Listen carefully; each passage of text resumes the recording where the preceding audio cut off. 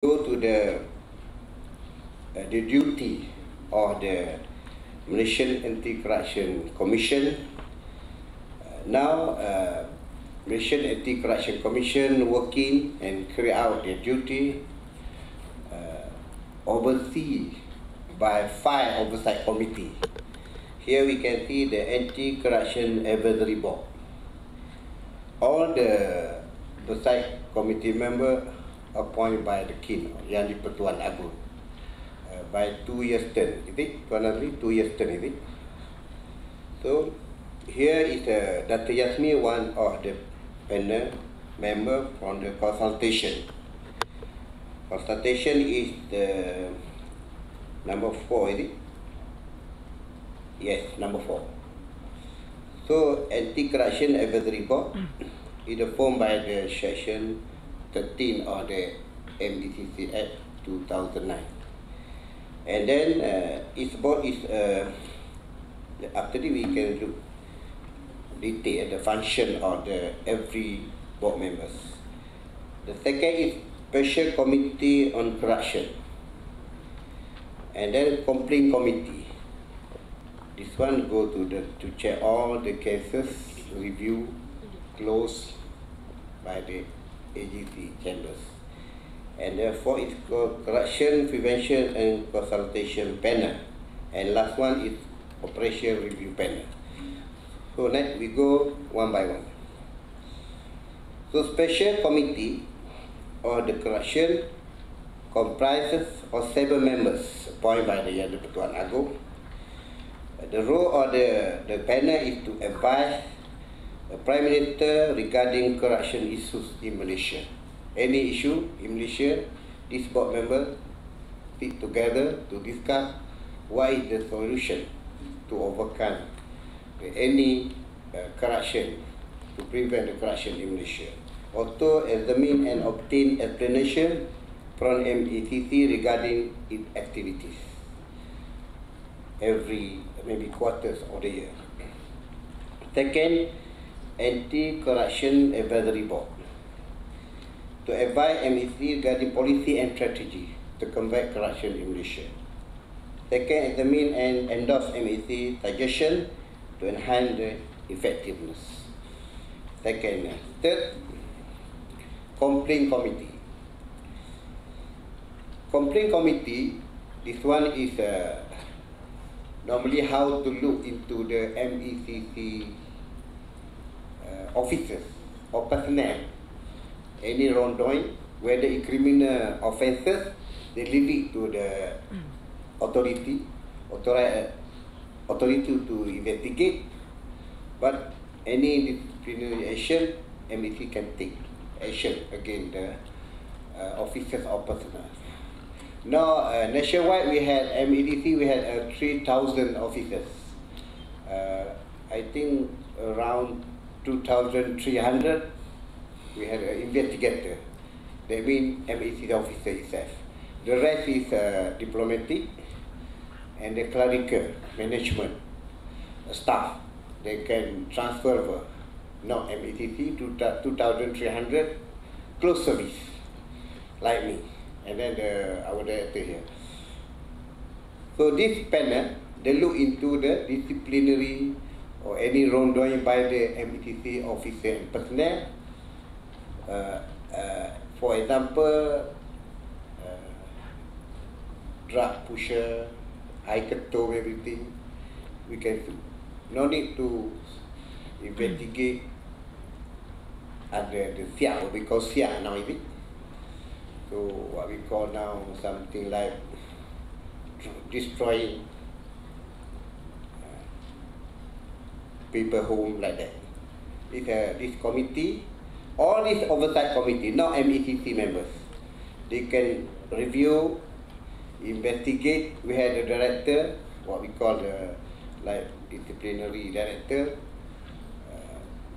to monitor, to investigate the wrongdoing by the MEC officer, and then leave it to the committee to decide what is the action be taken to the officers. For Consultation and Corruption Prevention Panel, like Dr. Yasmi here.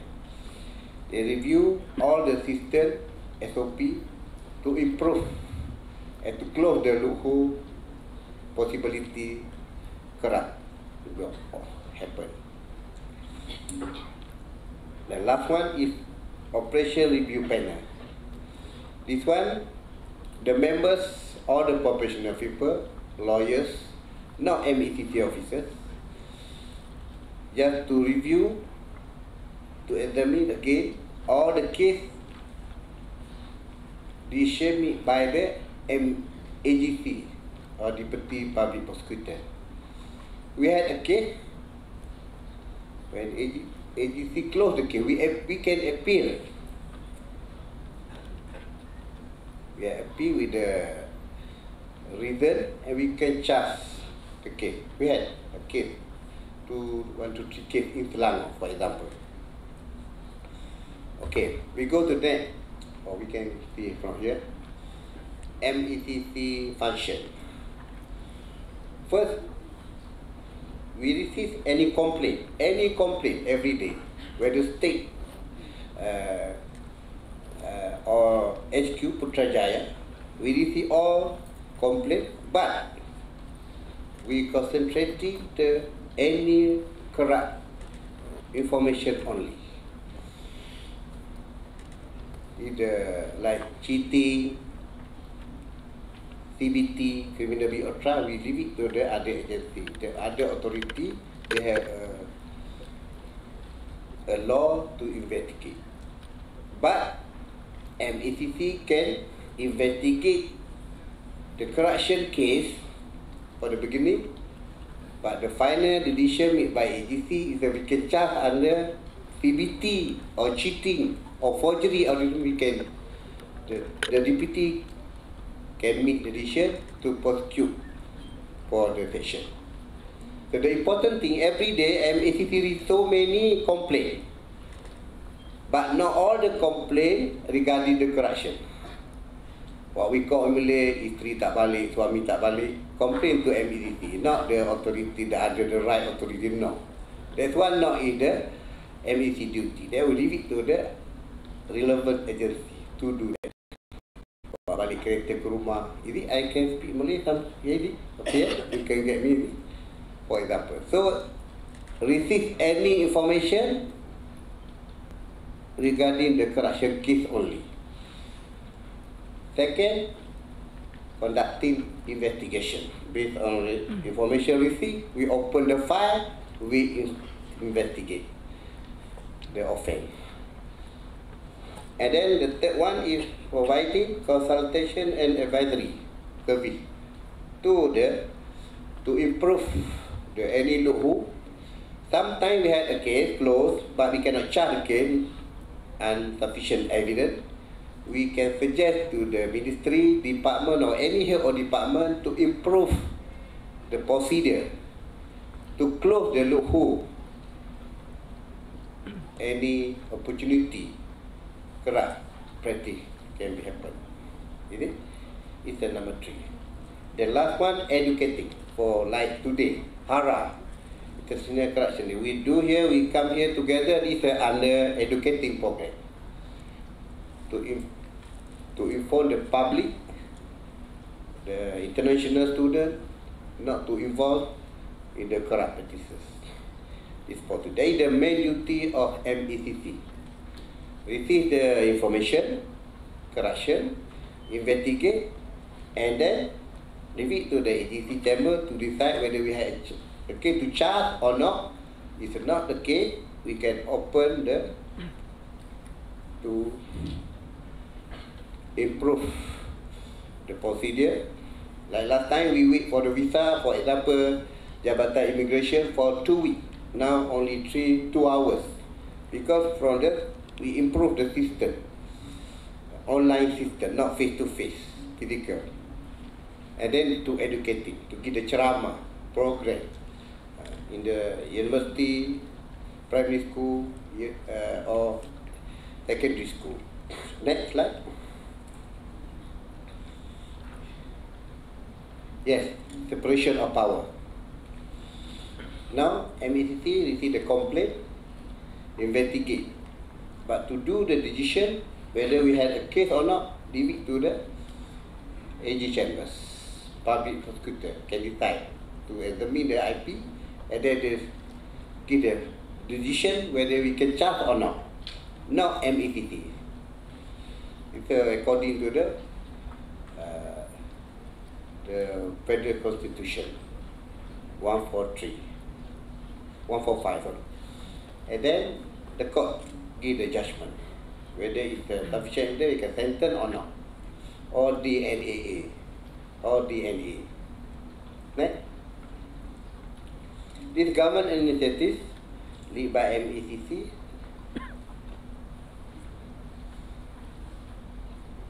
on the 29 January 2019, our former Prime Minister launched the National Anti-Corruption Plan to overcome, to improve what we call the tata kelola, the governance in the ministry, the department, and any what we call the company, to improve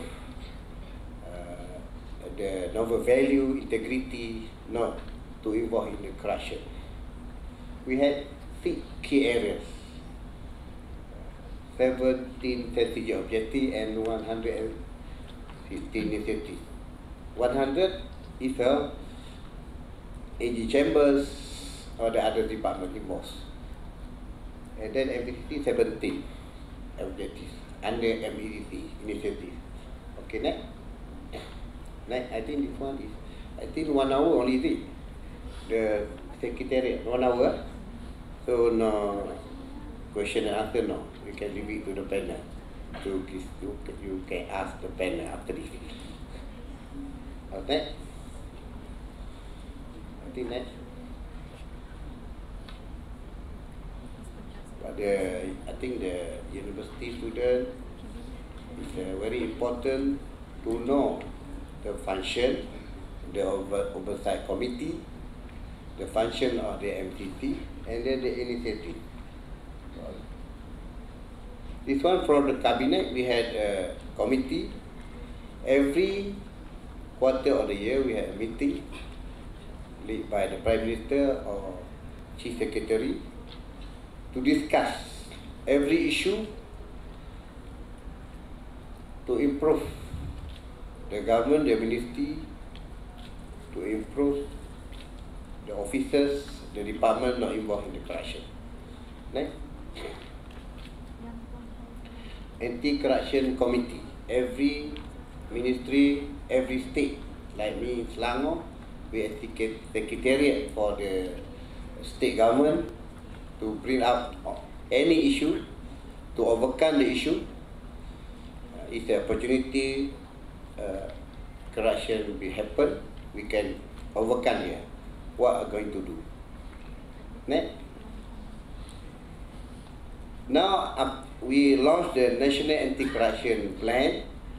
Now it's compulsory to the government, to the head of the department, the ministry, the chief secretary or the ministry or head of department to do the plan, what we call Organization Anti-Corruption Plan inside, to see the commitment from the head of department to overcome the practice in the organization.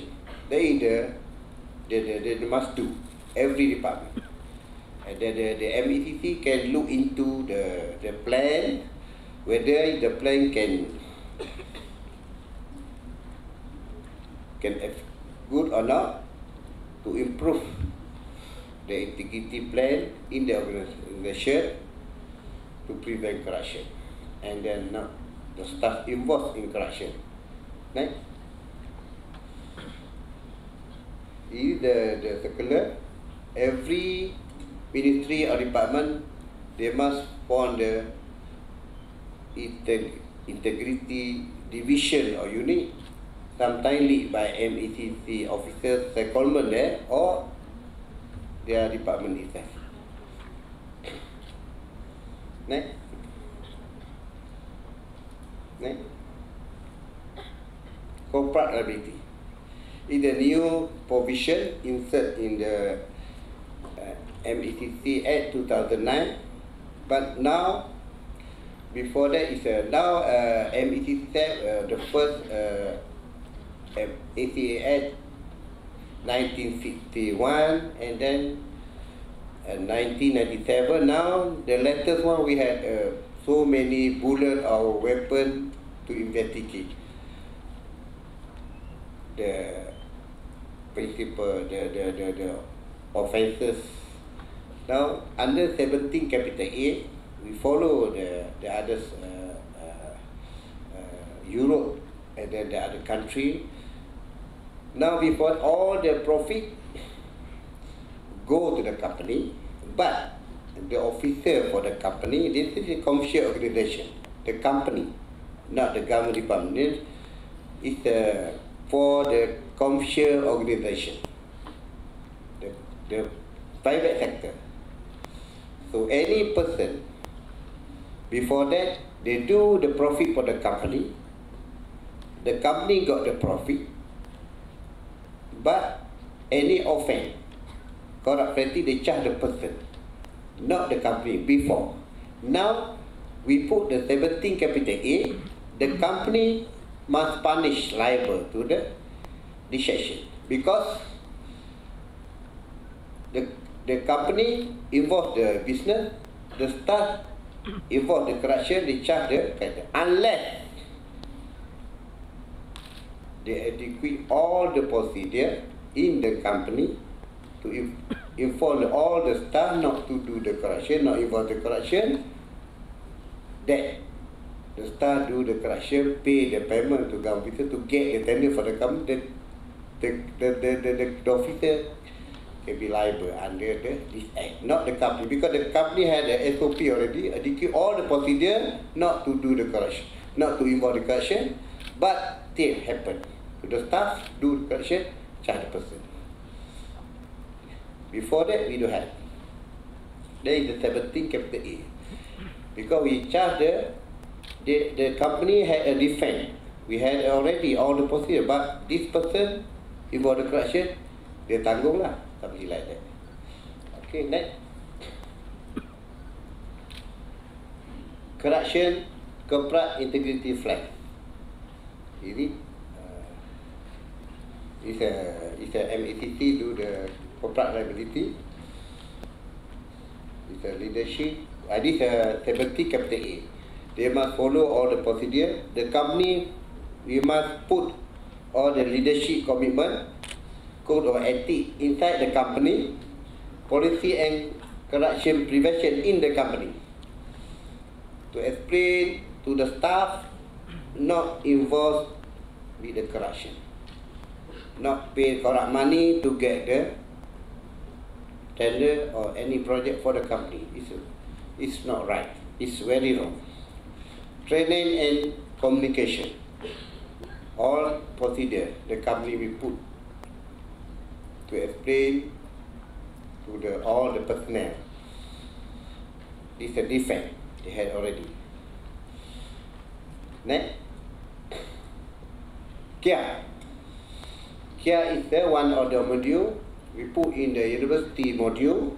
The elective, Tuan Nazri, elective, compulsory for elective subject to take this under governance, is it? So every university, public university and the private university, we put this. Kia. It's integrity and anti-corruption course. They must take. They must, because all the student is the future leader. You must make sure all these things not involved in the corruption in future. When you become leader, you become head of department, you must know what is the corruption. It's okay, next. Feel free, flash. Next. We try to go to the offense. What is the offenses? Next. These are the adjectives. These are three forms for the MECC before the statement. Enforce, investigate, prevent what we call the improve the SOP and the education. That is the function of the MECC. The prosecution done by the public prosecutor. The investigation by MECC officer. Right? Enforcement, we go one by one. Detect corruption offences. We had division, intelligence division, try to get very good case. For the grand corruption, what you hear now, YNDB, SRC, is from this intelligence activity, detect. Investigation, corruption, that's one investigation, open. The first one is the undercover, what we call. Next. This is a statistic. You can see here. Until September this year, we had, I think more than, 19 conviction rate now. Currently, conviction rate. You can see. Nationwide.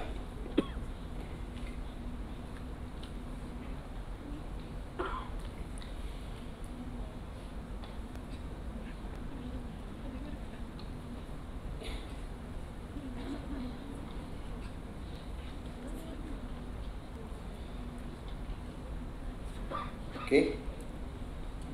See, because students interested for the statistic. Next.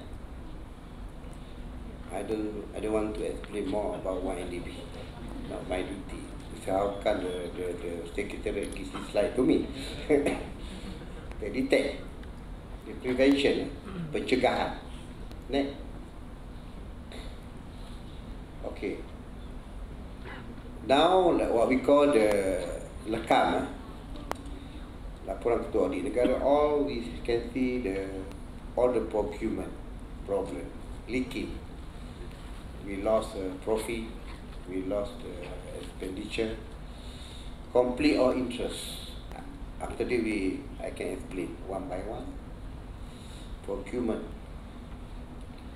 I think more than 300 million. Audit negara. Next, education. We educate the people, not involved in corruption, to improve the integrity. Next. Okay, next. Ini myself is the PKNS in Selangor is education. Morning talk. Next. With the chief Selangor chief minister, the chief Rasuah Buster. Ini current crush, guys. Talking about the Selangor Lubuk Rasuah or Selangor Lubuk Rezeki. So please discuss. Very difficult topic. Sila cakap, I not here today. It's my here. Narrative, TV1, every night. Next. Next. So here is a Harari. Next. Next. Okay. What we call Kia ini, currently, Kia ini. Yeah. Yeah, from 2016, from the primary school, we put the textbook, not the module, textbook, from 1 until standard 5. MECC. Textbook, we put. We had a program to educate from the primary school. But corruption still happen. It's not MECC wrong. Please do think. Next. Is how to report to MECC. There is the channel how to report. Can take. How to report. No need to go to MECC office, no need. We had a whistleblowers policy. Electronic. Now so social media very wide now. You can send an email No need to complain to the Suara Rakyat, no need. Very difficult, everybody know already. All the winners lari already, no need. So, put the social media, email, better. At the call, office. To want to look in to see METT officer, you can give. Even foreigner also can give the information to METT. You go back to your country along the way, what you can see what happened to you. You can report any activity. You can report to METT office. Oh, I want to speak to Mr. Alias Selangor METT. Can call me. Don't worry. We can meet anywhere. Next. Okay. Now I want to show what is the corruption. What is the corruption? Receiving or giving. Receive or giving. The giver. Gratification. Or corruption. What we call in Malay is under the akta suapan. That means rasuah. But in my hometown, like Kelantan, Pasar Timur, they call not rasuah. Sorry to say, it's a Malay word. Duit ngejah. Is it? Very surprising. The foreigner know the bahasa Kelantan. Duit ngejah, my hometown. So receiving or giving gratification, bribe, to improve. Or not to do, not to summon, not to give the notice. Related to his official duty. Ada official duty. We had official duty. Official dealing. Government officer, we had official dealing with the company, the community, to give the project. Receive or to sokong, to give corrupt money to get something. Because the receiver can report to us, we can arrest the giver. The giver. Now we arrest more receiver. Now we looking for giver. We want to arrest the giver, the public people, the penyogok, or we call in Malay, the individual, the company people, not the government officer, the government enforcement officer. That's why you can see the arrest. We can see more. We arrest, we charge the government officer. Now we looking for to charge the public outside. Yang penyogok what we call in Malay. We had official duty. Official duty. Ada hubungan rasmi. Next, when we had a friend, we give the gift. It's not corrupt. It's a friend relationship. Not corrupt. Birthday, we got a birthday. We give the hadiah. It's not corrupt. Relationship. This what is what kind of corruption? Counting in Malay word. In Chinese word maybe. That's why Kelantan word is duit ngejah, not the upah. Duit ngejah. It's the Kelantan word. Sorry. Makan suap. You can see the pyramid film ini makan suap. Tumbuk rusuk. It's a D word. But there is the corruption. Under counter money, under table money. Same. It's the common word you can hear every day. So many. I do not. The foreigner, we call them. I do not. Next. The sect also corruption. Like enforcement. Not to give the notice to the someone, they're looking for sect. Also corruption. We had a case. Student, not here. University student. Not here. But I cannot explain more here. Come to my office maybe. Charge. Not here. Okay. Next. the correction, they ask for correct one charge. Before we receive, we ask, solicit. When they receive, we charge, confirm. First charge, second charge, ask for money. 2 charges. Be careful. We can charge before you receive also. We can charge first charge because the intention looking for money. The pujuk rayu what we call soliciting. I think we had a law student here. You know better than me. When he receive, confirm. We can charge. Second charge, solicit. Memujuk rayu what we call in Malay. So we can see the media, no, the report, 3 count, 6 count. Is the how many times they receive the corrupt. Put the in bank, transfer for many bank, that is the charges. Next. So sorry. You see, offer also we call the giver. 17 capital under section 17B. It's a section 90. Receive, whether it's a government officer or public outside. False claim. False claim, you certify something, for example, but you don't have. You buy something, but you not receive the thing, but you sign the document for the payment, but the thing is not come. It's very wrong. And you got you claim the hotel, but you not stay in the hotel. You stay in your uncle's house. You claim hotel. Very wrong. You get the MC, but you very fit, very well, but you get the MC from doctor. MC, false claim. You counting with the clinic, you get the MC 2 days.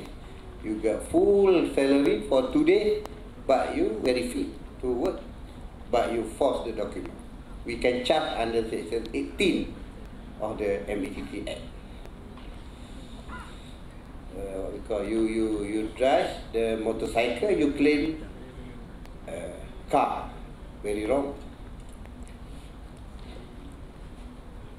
Abuse of power, a public position for gratification. Use your post, your jawatan, your pengarah, and your position may be chairman or any committee, 2 different positions. We can charge both kind of offence, whether use a position or use the jawatan, the post, under section 23 of the MECC Act. Next. This is the first one, solicit. What we call, what I did say just now is solicit. They ask for money. You approve to my company, I give you 5%. Solicit. And then they approve already, the project go on. You after the payment, you got the payment, you get 2 charges. Next. It's not my example. The secretariat gives to me. Why you put the lecturer?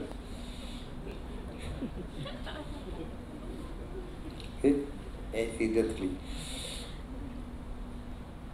It's the real case, is it?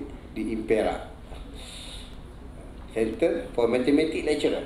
So I think not mathematics lecturer here. No. Your student here. 1 day imprisonment, one day, and 35,000 fine. Guilty of 5 count money, 5 charges. They receive the corrupt payment, 5 payment, different date, different amount, amounting maybe less than, because the sentence is 5 times or the 5 times. You receive 100 ringgit times 5, not 500, 10,000. Yang mana lebih tinggi? Which one? Highest. Okay. We go for the next. Offer. Maybe student offer to lecturer, sorry sir, I cannot do this subject, I very poor. So can you pass me, I pay you. The lecturer report to MC, the student can charge. We terbalik kan. The student offer money to the lecturer report to MDC, the student we can charge. So kita terbalik sikit. Okay, the giver. This case we looking for. Now we are charge the giver.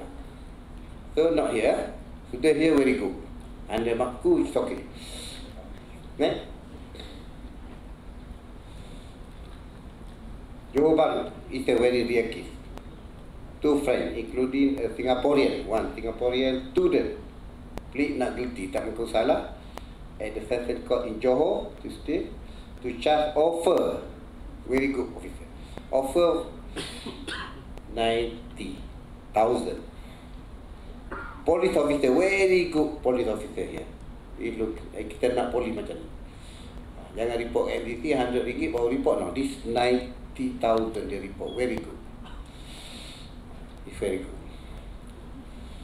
Because this student under is investigated under Peneco, cheating, tipu, 420.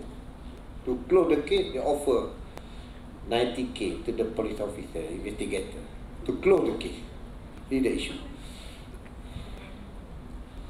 Next, false claim. Any person who use or submit claim document containing false detail, not only with the intention to deceive the office, to tipu lah.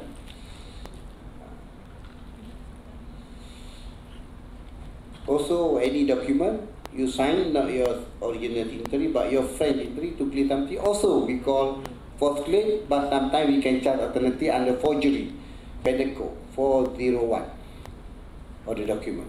Like bank statement to get the something project, you to show, because you very good financially, very good in your company, you looking for tender, but the statement, you alter already the statement, you had a million of dollars in the account, but you are only $2 company, we can charge forgery of the bank statement. Now we have so many cases.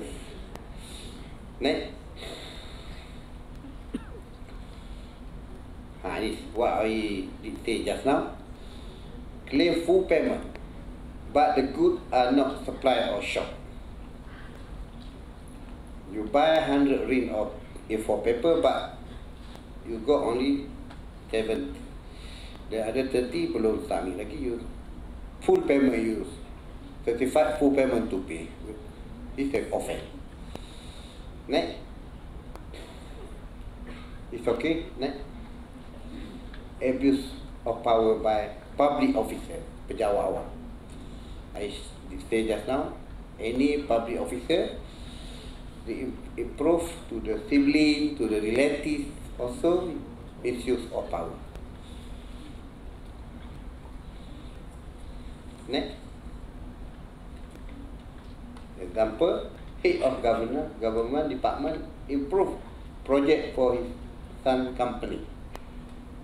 We had what we call relatives, very strong relatives, evidence, very strong evidence. We can check the registration department, there is a relative, wife, husband, very strong evidence. We can get the very strong document to charge, unless your sibling, your relative can do the business, you must declare. You declare, put in the mini, the MPT go to investigate, balik saja. You can do the business, but you must declare to in the meeting, put in the meeting, you declare this my wife, my husband, you can go out during the meeting. And then you come back. It's okay. You can do the business. It's nothing wrong. Okay, next. husband and wife. Now, last year in Selangor, we charged the local authority. Wife, husband in the department procurement. Wife, husband working in a company. Every project put the husband company. We can charge. Both we charge both. Husband and wife we charge together. Call. Next. Okay. It's an offense when we receive corrupt payment. The contractor, we receive the corrupt payment, but we fail to declare receipt. That is the offense. We don't ask the money for the corrupt money, but the contractor paid to us, but we fail to declare to MDC we receive the money. That is the offense. Tidak melapor, what we call. Then after that you go to the government, working with the government, you deal with some contractor, the contractor gives your money, put in your account. You not ask for the money before, but the contractor gives you.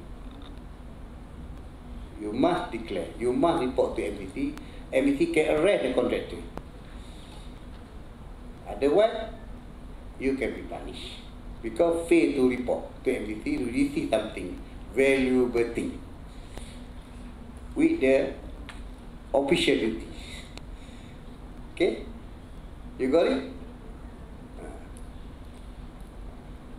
Under Section 25 of the MATT Act 2009. Next. Okay, that is the how to report. Why is the important to date, time, and location of the incident, corrupt practice happen. Identify the give or the giver, recipient, and middleman, maybe middleman, syndicate, and then report to us. Relevant document, how to get, maybe. Normally, people inside, informer inside, they know everything, what happened. Now in the government department, you see the clerk can make more money now. Even driver also. The head of department can, what we call to ask to pinjam duit to the driver, with the driver and the kerani, because they know how to do. But the under Section 23 of the MATT Act, you had approach within your post or your position. But one more thing, you do something. You do something. Mengambil apa-apa tindakan. You get the document tender, you go to the contractor, you discuss in the coffee shop, you bocor all the information, to do the BQ, everything, to get the purposely to give the project to the company. Also, we can charge under abuse of power. You do something. Your conduct, even you're not involved in the tender meeting, also we can charge, because you do something. Your conduct, you bring the document, you lead the document of the tender, we can charge. Now, that's why now we can see the chief clerk, the driver, now we can meet more corrupt money in the office. Especially, they had opportunity to do that. Because you have very important people, maybe orang dipercayai. Okay, next. How to report? There is the channel to report to MCC. There's a number, contact office number, or Selangor maybe they can charge. The offence committed in Selangor, they pass to Selangor. Any Sarawak, Borneo, or anywhere, Johor, we refer to any offence committed in Johor, with location of the offence committed. Selangor we put, Selangor under me, can investigate. And the offence also we charge in the Mahkamah Shah Alam. It's a whistleblower Act 2010. Sometimes whistleblower involved, but nobody know. But MECC know. The only MECC can know who gives the information, and we protect the immunity of the whistleblower, because we looking for a good whistleblower inside, because he or she know everything inside normally. Sometimes he or she involved in the process of the tender or everything project. You know everything. You know where the document keep. Next. Thank you very much. I think that's all. Thank you very much for 1 hour.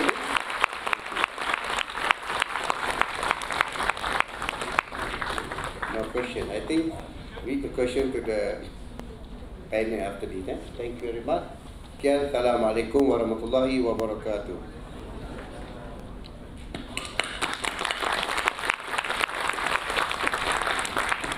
Thank you for the comprehensive and informative speech, Dato. We deeply appreciate your presence and insights today. And to the youth here today, we hope that you take what Dato has shared to heart. Now, ladies and gentlemen, we hope you are all ready to dive deeper into understanding the nuances of anti-corruption as we are about to begin our panel discussion. Our topic today is creating a corruption-free generation. I will be introducing our panelists and moderator one by one, so please be sure to give them a warm welcome. First, this morning's discussion will be moderated by Professor Dr. Murali Rahman, Deputy Vice Chancellor of Academic Development at Asia Pacific University. An experienced professor with over 20 years of involvement in the higher education industry, Professor Murali is skilled in design thinking, digital leadership, and mindset change, holding a PhD in Management of Information Systems and published over 150 papers in IT management. As for our panelists, today we are graced by several key voices who will provide diverse opinions and outlooks on the struggle against corruption. Starting with Datin Yasmin binti Tan Sri Ahmad Merikan, an esteemed member of the Consultative and Corruption Prevention Panel of MACC. Next, gracing us with his presence is Yang Berusaha Tuan Awang Kok Ahmad Taufik Putra bin Awang Ismail, Director of Negeri Sembilan.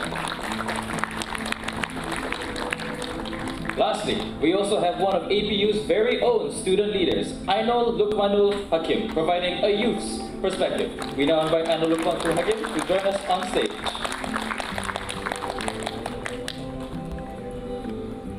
Thank you for joining us today, esteemed panelists. Without further delay, I would now like to pass the floor to Professor Dr. Murali to begin the panel discussion. Thank you very much, Master of Ceremonies, the MCs. You guys are doing a fantastic job. Good morning, how are you? I'm not sure if you had breakfast. Can I hear a bit more? Can you make a bit of noise? How are you guys doing? Good. Show of hands. How many of you are from different parts of the world, not Malaysia? Ah, quite a few of you. Very good. How many of you are Malaysians? Alright. How many of you are not sure where I come from? Okay. Actually, thank you firstly, Dato' Alias, for that presentation. I'm a bit worried because I thought of going on MC on Monday and Tuesday without proper documents. No, Section 18. I just remembered that. So I'm just, jokes aside. We have an outstanding panelist today, but I just want to start while the Dato' Alias was talking about the slides, the role of MACC and so on, and giving you the cases. Izinkan saya berpantun sikit lah. I just do a pantun and then I translate in English because I normally like to do things slightly different, just to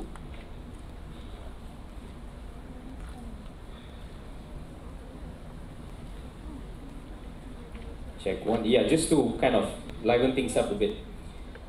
I'll translate in English, of course, for the benefits of our international students. Rasuah ibarat penyakit yang memudaratkan. Apa ditangani yang mampu menghancurkan. keamanan, kesejahteraan, dan perpaduan. Angkatan Mahasiswa Anti Rasuah kami harapkan demi menjamin kebahagiaan negara dan dunia di masa depan. Boleh, Dato'? Boleh pakai ya? Okay, thank you. Just to translate for us, I was just thinking about how to start off the session. Corruption is akin to a terminal disease. If untapped or uncurbed, it destroys the very fabric of society, of well-being and unity. To the Angkatan Mahasiswa Anti Rasuah, the student and graduate chapter of the different universities that are here today, we hope and rest our expectation on your shoulders to ensure the future generation and nation and the world in general is protected from corruption. You can clap again if you want. So let me not steal the thunder and let me introduce the esteemed panel speakers that we have for this morning. Firstly, we have an outstanding person. She has done so much for community and society. On my left, we have Datin Yasmin Ahmad Marikan. Datin, you just want to wave to the audience? Just say hi. She has a fairly long profile, outstanding person in society, so I'm just going to pick a couple of key points to highlight. Datin Yasmin Ahmad Marikan, I won't tell you her age. She's the Governor and Deputy Chair of the Malaysian Institute of Corporate Governance. Datin Yasmin Ahmad Marikan sits as an independent member of the MACC Consultative Panel. Well done, Datin. The first female partner, Datin, I used to do this, of Ernst & Young Malaysia, and the former partner of Ernst & Young Global Consulting. Datin Yasmin is a business transformation practitioner with extensive work and experience in strategy development, competitive marketing, customer and reputation management. Interested in impact of today's digital technologies and ESG, demands on leadership and institutional behavior, she continues to help organizations build stronger competencies on how to grow, position, and respond to the new demands from new market and new market competitive pressures. Yeah? This includes things like sustainability, governance, and other perspectives along those lines. In addition to her business consulting and governance role, she has also contributed immensely to the education of future global leaders, and she serves as the board of trustee of the AFS International, the world's largest intercultural learning program. I think you'll be pleased to know that we have students from 132 countries at Asia Pacific University. Yep, and the flags you see on campus, they denote that. Yeah. She has led numerous business transformation projects in Malaysia and at the international companies as well, and also formerly served on the board of the Malaysian Productivity Corporation, on the country's competitiveness ranking, and was also an industry advisor to Monash School of Information Technology in Malaysia, and on IT-driven knowledge and competency development. Datin, trust me, we won't let you go after the session. I have a lot of idea, and I'm sure that my fellow colleagues at Asia Pacific University have a lot of idea in terms of how we can bring you on board to probably offer your services to this university as well. So, Datin, that's Datin. Now, secondly, let me introduce another outstanding. You can clap for Datin. Thank you. The next panelist we have with us is Tuan Awang Kok Ahmad Taufik Putra Awang Ismail. He hails from Sarawak, but currently resides in my state of Negeri Sembilan. So, do you speak Negeri Sembilan dialect? No. Okay. Quickly, his profile. He's a Sarawakian and he's married with 2 children, and he has a bachelor's degree in business administration and also an ijazah and bachelor's of communication, a degree in communication. And he has received a tremendous amount of awards, or we call in Malay Anugerah Perkhidmatan, including Anugerah Perkhidmatan Excellence, Kecemerlang Anugerah Perkhidmatan Cemerlang, or the Excellence Service Award in 2009. And he started his service way back in 1997, so it's been a long time. When I still was a young little boy, trying to find myself, he was already in the service. And he has served in many different locations, doing things like operasi or operation, siasatan, investigation, and pencegahan is prevention. 25 years in service, and he has served in the following districts. BPR, Bahagian Pencegah Rasuah Cawangan Sibu Sarawak, BPR, the anti-corruption chapter at Tawau Sabah, Bahagian Siasatan Ibu Pejabat BPR, HQ Sabah, Penang, Negeri Sembilan. You've been all over Malaysia. Fantastic. So I'm sure you have a lot of stories to share as well. And currently he serves at the Jalan Datuk Kelana Makmur Seremban Negeri Sembilan Center. So can we give him a round? Well, of course, we have one panelist from the Suruhanjaya as well at SPRM, and we have Datin, who brings in the corporate perspective. How can we not have a student perspective, right? So this person is also very, very outstanding. Let me just quickly, he has an extensive CV as well. You just finished, and you still have a lot of things that you've achieved. Congratulations to you. Let's get our hands for Ainul Lokman Hakimi Hasbi. Yeah? I butchered your name? Ainul Lokmanul. Okay, my bad. Do I tell them your CGPA? 1-1 now. Okay, outstanding. So he's a first class honor student.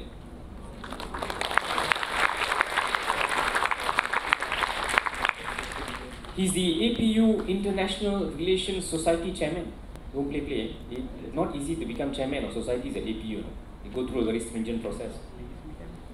He's completed coursework in quantitative research, data collection, Malaysian relations with ASEAN countries, and comparative politics. And I was talking to Ainul. He says that he's very interested and fascinated in international relations issues surrounding international relations, which includes things like corruption and so on. So, summary: he's ambitious, passionate, resourceful. A university student focused in politics. Could be talking to the future Prime Minister of Malaysia here. Better be careful. And he's done many things in life. Accomplishment: he founded and successfully held the first election of the APU International Relations Society in 2023. The first one. Well done. Invited as a panelist of social media addiction, understanding the FOMO. FOMO stands for fear of missing out, right? Okay, so I'm quite okay with these terminologies. Phenomenon: APU XEWWG. I have no clue what that is. I know APU, maybe you could probably share later in 2023. Social media addiction, I think, is something that's very important, and I know is addressing that. He flew all the way to Okayama, Japan, participating in the Japan International Program twice, facilitating a cross-cultural relationship between Malaysia and Japanese students in 2018 and 2019. So, pengalaman daripada Jepun dia akan bawa ini. So, we also expect some experiences from Japan as well. And he won. He's the winner of the championship of the 43rd Selangor Open Chess Tournament. Datuk alias Selangor. A lot more lah. Do I share more about you, or shall we get into the discussion? Okay, we'll get to the panel. Thank you very much. I just want to check that all of you have microphones before. Okay, good. You have water? Okay. So the grill starts now. It's like BFM, APU, BFM. So I just want to give some background and context to the forum. Students are somewhat susceptible to corruption once they enter the workforce, students. And I think adults in general, being in the workforce, we are somewhat susceptible to corruption once they enter the workforce. Yeah? So according to a 2002 study by the National University of Malaysia, UKM, University Kebangsaan Malaysia, 30.5% of students who responded admitted that they would accept bribe given a chance. 1 out of 3, that's quite serious. This is alarming, and the alarming reality became evident when 52.5% of those arrested between 2016 and 2020 by the Malaysian Anti-Corruption Commission, MACC. I think that data showed that earlier as well. Dato' Alias's data kind of resonates with this. The data shows that 52.5% of those arrested between that time frame were young individuals.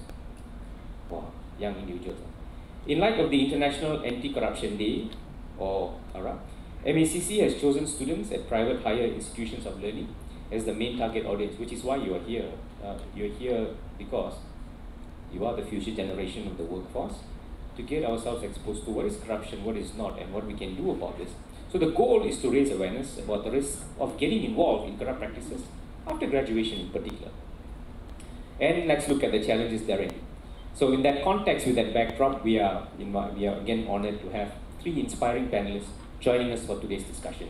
So the panel session will go on in 2 stages. Stage 1, we have questions for the panelists to bring forth their ideas and aspiration. That is the first chapter. The second chapter, we will go to the audience, and we would welcome questions to the audience, and the panel can choose to answer and respond accordingly. So I'm going to start up first question. This goes to Datin Yasmin, I'm American. Datin, this is you. What are the most pressing and pervasive challenges that graduates, in your view, face when they join the workforce? The most pressing and pervasive challenges that graduates face when they join the workforce, and how do these challenges potentially lead them to engage in corrupt practices? Over to you, Datin. Good morning, can you hear me? Yes. I'm so happy to see all of you interested in celebrating anti-corruption. And I never thought that one day I'll be sitting here on stage, talking to young people about corruption, because that was not something that I saw in my career when I was a younger person. But I thank MACC for inviting me to be part of what they're doing today. As you can see from Dr. Alias's earlier presentation, MACC, if you're not inside, you would think that, these people at MACC, they're a formidable bunch, right? You get frightened when you see someone from MACC. But now that I'm an insider, I can tell you that MACC actually has done a lot of work. And I think it's wonderful that we do have an agency like MACC to help us as a country to move forward in a positive way. So in response to your question, Professor Murali, first I would like to thank you and the senior members of the university for also inviting me to be part of this session. Now, the question is, what are the challenges would the young graduates face when you enter the workforce in terms of corruption and corrupt or other behaviors that are not positive? I've worked a long time locally and internationally with large organizations. And there's definitely a difference between working in a multinational environment and working in companies, not just in Malaysia, but also in this part of the world. Because I was a partner that was working in Asia Pacific, all the way from Korea right down to Singapore. I think as a young person, you enter the workforce with your academic qualification, very enthusiastic, ready to work hard, right? Start your journey into your professional life. Now, what happens is that unless you enter an environment that is structured, where, now I'm just comparing, I'm not talking about Malaysia, but Malaysia is part of Southeast Asia and we are a developing country. The multinationals operating in what we call the first world environment, they have a lot of processes and systems in place. So when you enter as a young graduate, say in Ernst & Young or Citibank or maybe any other, but a more large multinational, you are very familiar on the do's and don'ts. Very clear. Buat ni, okay, you are assessed on merit, that means you work hard, you're good, you go up the ladder. So I think in a way that was how I became the first female partner of Ernst & Young at that time, and Professor Murali didn't tell you my age, but I've worked a long time. And so during that time, it was very clear. You work hard, you aspire, you do the right thing, and you go up the corporate ladder. It's very simple, yeah? But I think the world has changed a lot. And it's not, I wouldn't compare it between first world and third world or second world or whatever. It's just that those companies have had more time to develop processes, enforcement procedures, how you can move up your career, very clear and very transparent. But if you're talking about Malaysia, I'm just talking about Malaysia now for the graduate, and there are some of you that come from other countries. So you will sense that when you start your journey, you are going to learn the rules of the game, yeah? And what's the rules of the game? If you're lucky, you will enter an organization where, and I'm glad that MACC has started by enforcing the mandatory requirement for you to know about corruption. Because if you enter a workforce and you feel that you don't know the rules of the game, sometimes the rules say something else, but what you experience is something else. So that is the biggest challenges. Because in our culture, and I'm just talking as a Malaysian, yeah, who has worked a lot in Malaysian companies and multinational companies, in our culture, you don't report on your seniors, right? Because even though there's whistleblowing, there's all kinds of things that's being told to you, that you can be transparent, you've got to hold your bosses accountable, actually it's never done. I don't know when we'll get there, but unfortunately, we come from a culture. There are two things that affect your behaviors as a young person in a work environment: structure and culture. Structure, I talk about SOPs, enforcement, semua tu lah. When you go in, you're told what is right, what is wrong. But culture is the most difficult thing, because the culture in our environment says that even if you see something wrong, you're not going to report it. You're not going to hold your boss or whoever, and it goes all the way to the board of directors. The directors won't question the chairman, the CEO won't question the directors, and it goes all the way down, okay? So in such an environment, what do you learn? How do you learn? So I think that is the biggest challenge for our young people. I know that you will change the future, but today the reality is that it is the culture that you have to actually confront. I don't know what the solutions are. Maybe you might be able to, ABCC might be able to help us there. But this is the biggest challenge, I think, Professor, for the young going into our work environment today. Thank you. Datin, I just want to probe you a little bit more in terms of what you just said before I move on to the second question for you. In terms of, you mentioned SOPs and you mentioned certain standards and norms out there. Despite very, I started my career as a banker with Maybank, and the first 6 months was all about SOPs, do's and don'ts. Despite that, still we have it. So what's your take on it? I mean, why are these SOPs just a waste of time or pointless? Actually, it boils down to leadership, yeah. Everything boils down to leadership. Doesn't matter how old or how young you are. And you said it earlier. Not only the young are exposed to corruptible behaviors, even the old and the people who've worked for many years, they are also exposed to it. So the question is, why is it not happening? It's not happening because, like I said, it goes back to culture. You can have all the SOPs and everything, but if you yourself feel that you can't do right, what happens? You're waiting for someone else to do right. And who is that someone? That someone is definitely your superior. If your superior does not do right, where is the role model?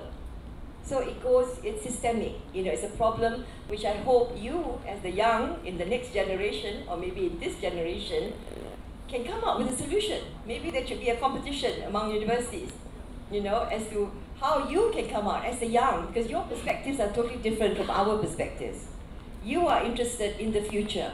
You are interested in saving the world, and all these other things, right? So I think it's good for the young to think about it. If you understand the issues of corruption, which is today, when you read the papers, you go to corporate environments, they're always talking about ESG. Apa benda tu kan? ESG kan? It's about the environment, it's about social governance. So corruption comes in social governance, yeah? So the question is, everything that we do as a nation, kita nak compete ke, kita nak pergi ke whatever lah, it does not matter. If we can't get rid of corruption, we're done. Right, Professor? We're done. So this is why, even though corruption is such a negative issue to talk about, it is the most important thing for us as Malaysians, and also for all the countries around the world. This is why we have to address it. But we, as the present generation, does not seem to have, not say the right, we have the solutions, but we can't implement it fast enough. So this is why I think we need to sort of give it back to the younger people to see that, maybe you can look at it from your perspective and say that if we have a culture, and you can't change culture, right? Culture is something that takes many years to form and it doesn't change easily. If you can't change culture, can you change structure? I think that's what MACC is trying to do. We are trying to change structure, so that if we have the structure changed by what Dr. Alia shared today, then maybe culture will follow. So there are two issues here, and the answer to your question, Professor, is that actually there's no solution. There's no solution until we get more and more of the people entering the workforce practicing good, good behaviors. So, and you can see from Dr. Alia's representation this morning, we now charge the giver as well as the receiver. Absolutely. So the question is, why is there the giver? We got to ask that question. Is that a systemic problem? Why are they giving? And they're not scared of the law. We got to ask that question. Because the receiver senang saja kan, ambil aja kan. But the giver, why are people still giving? Even as little as the students that's paying the lecturers, right? Why do they do that? So I think that the answer to that is that we know that these are the issues. We know we're doing the best that we can. But I think the biggest challenge is still the culture. That's not changing fast enough. Maybe later on you can ask me the questions and I can ask you the questions on how we can change culture. Thank you, Datin. You can clap for her, absolutely. We'll come back to you on the topic of culture. I just want to switch gears and go to our second panelist, Tuan Awangkop, Ahmad Taufik. We'll come back to your second question later, Datin. So we will. So Tuan, question for you. What strategies does MACC have in place to involve and engage students to better fight against corruption? What strategies does the organization have in place? Over to you, sir. Bismillahirrahmanirrahim. Assalamualaikum warahmatullahi wabarakatuh. Thank you, Mr. Moderator. Mr. Devon G. Nakafan, Executive Director of Malaysian Association of Private Colleges and Universities. My members of the floor, Yang Bahagia Datin Yasmin, Consultation in Corruption Prevention Panel members, our young leader in the future, Mr. Ainul Luqmanul Hakim, APU International Relations Society Chairman, and my senior director, Tuan Nazli Rashid bin Haji Sulu, Director of Community Education Division. Yang berbahagia Datuk Haji Alias bin Salim, Director of MACC Selangor. Yang berbahagia Datuk Muhammad Fauzi bin Hussein, Director of MACC Wilayah Persekutuan. All MACC officers, APU officers and students, ladies and gentlemen. I saw most of students here come from Malaysia, and then everybody speak Malay actually. Yeah. And then student from foreigners, you can ask your friend next if you don't know how to understand Malay. I'll translate it from time to time. Okay. Okay. Before I answer the question, I just want to share this study. The study made by MACC in 2016 showed that 16% of 1,000 students who are respondents from local universities are willing to accept bribes, and 18.5% would accept a bribe if they did not have to face any action. Persoalannya, tuan-tuan dan puan-puan, tahun 2016, selepas 7 tahun, where is the student answer this survey? Adakah mereka dah berada duduk dalam jabatan kerajaan ataupun dah ditangkap oleh SPRM? Itu persoalan. Please, if you are leaders in the future, please don't involve in any corruption case. Yeah. Okay. So allow me to quickly translate that for the international students. 2016 survey done showed that 16% of 16% of students surveyed that they would be willing to accept a bribe. So the question is, 7 years on, where are these 60%? Are they part of the civil service?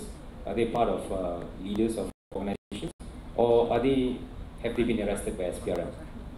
So that's when we get to use it. Yeah. senang nak elak benda tu kena tangkap, pastikan integriti, ya. Tak dapat buat baik, jangan buat jahat, ya. Okay, back to the question. In combating or fighting corruption, MCC actually have 3 strategies: enforcement, prevention and education. The implementation of the education strategies is based on our MCC Act under Section 7F.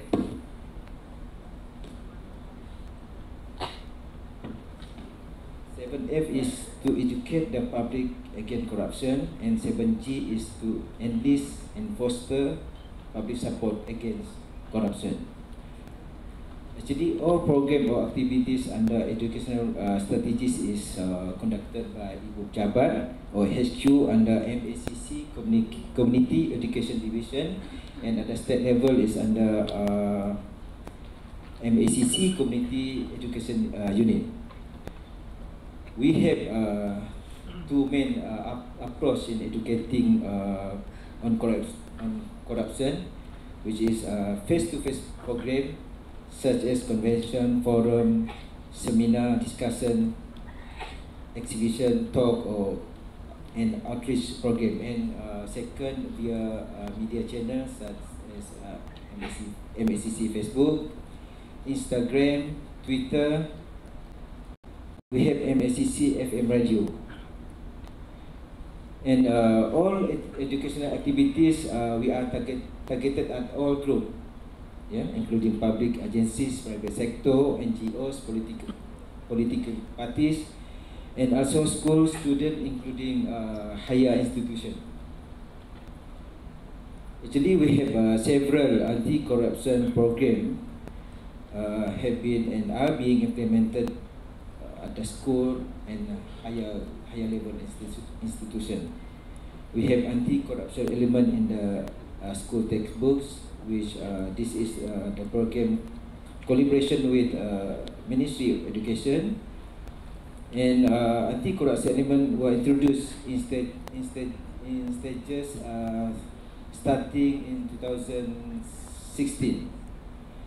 Textbook that have anti-corruption element are Moral Education Standard 3, Moral Education Standard 6 for Malay, Tamil and Chinese, and Moral Education Form 1 and Form 2, also Malay Language Standard 4 and 5, and Islamic Teaching Standard 6 in Civic Education.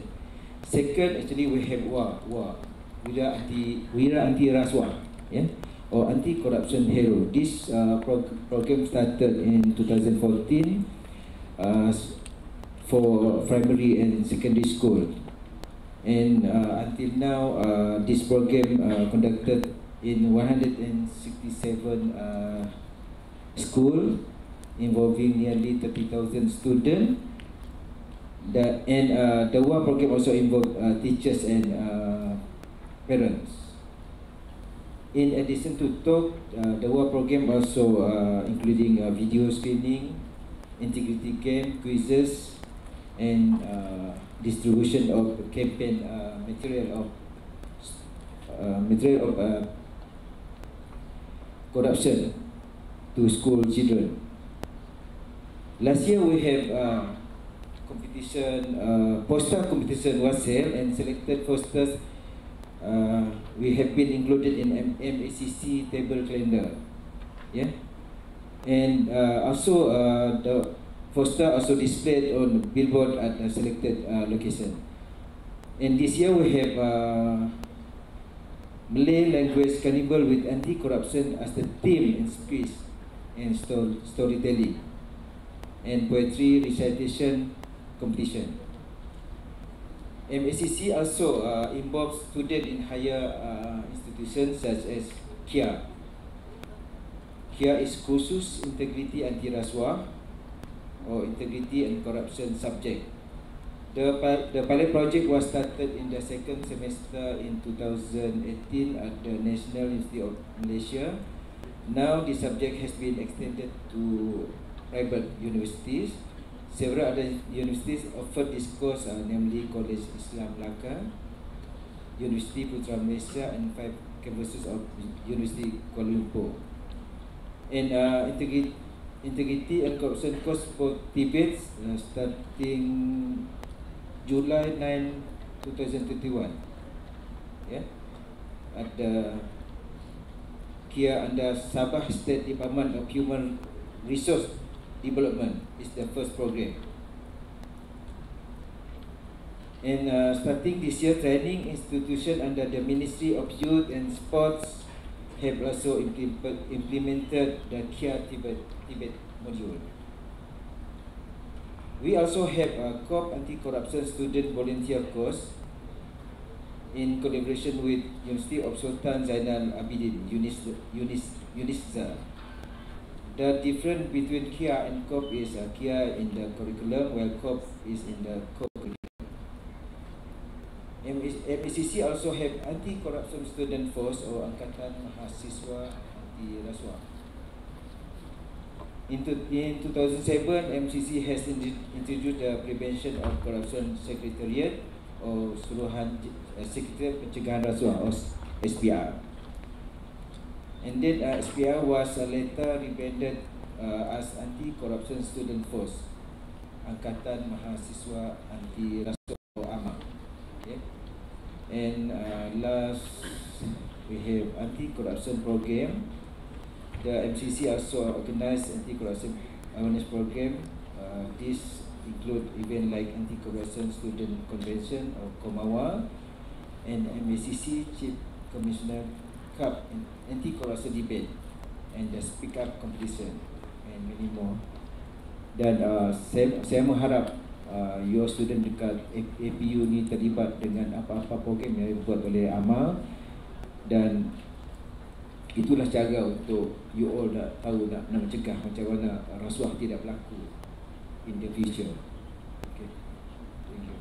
Thank you, Tuan. Let me, you can clap for Tuan's response. Before I move on to, I just want to recap some of the key points highlighted by Tuan. So what he says is there are different strategies taken by the MACC to ensure that the younger generation, in particular students, who are the future generation, would sort of prevent from engaging in such practices. So he has the, I use this acronym EPE, Enforcement Prevention and Education Programs, offered by the MACC. And also with the very launch of Angkatan Mahasiswa Anti Rasuah, the APU chapter will be done today. So APU students, please stand by. We'll be launching that towards just before lunch today. So please hang in there for that. So enforcement, prevention, and education, and they also have several initiatives that MACC USPRM does. It's MACC FM radio. I didn't realize that they have an FM radio. What do you have? Okay, bagus. And there's also poster competition events that they organize.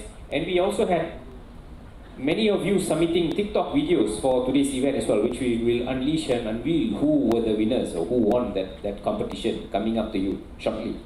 And also KIA for Tibet, which has been launched. I just want a quick show of hands.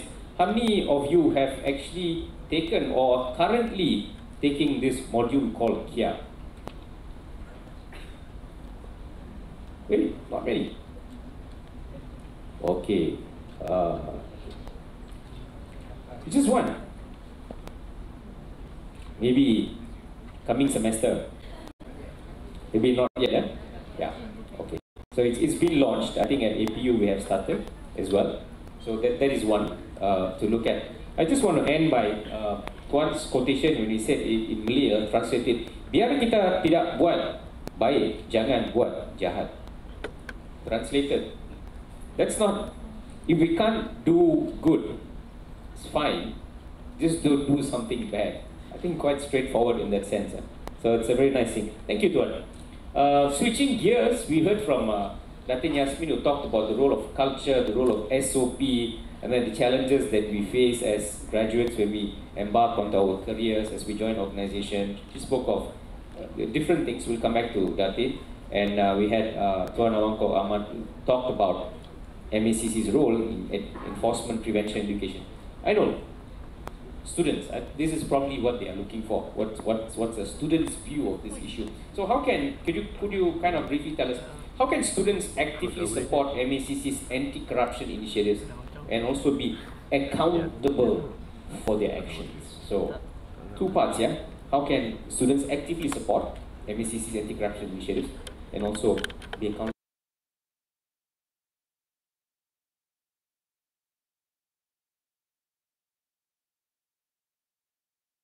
I want to tell everyone, the adults, the other generations, that the youth are very idealistic.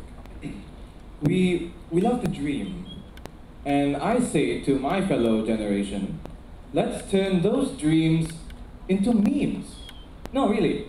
Listen, speak your voice. Be active and become the spokespersons to come home, to tell your family, your friends, and when you see anything wrong, anything that you don't, anything wrong, you have to voice it out. You have to speak up, because this is the part where I want to speak on the second part, the be accountable. Well, that's where we as the youth, the foundation of any nation, where we have to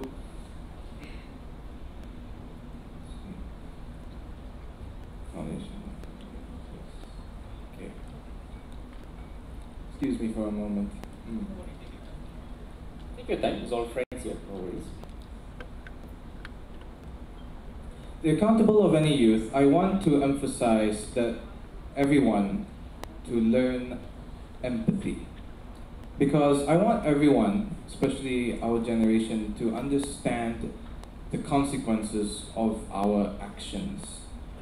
When you partake in an act of corruption, I want you to understand, who will this affect?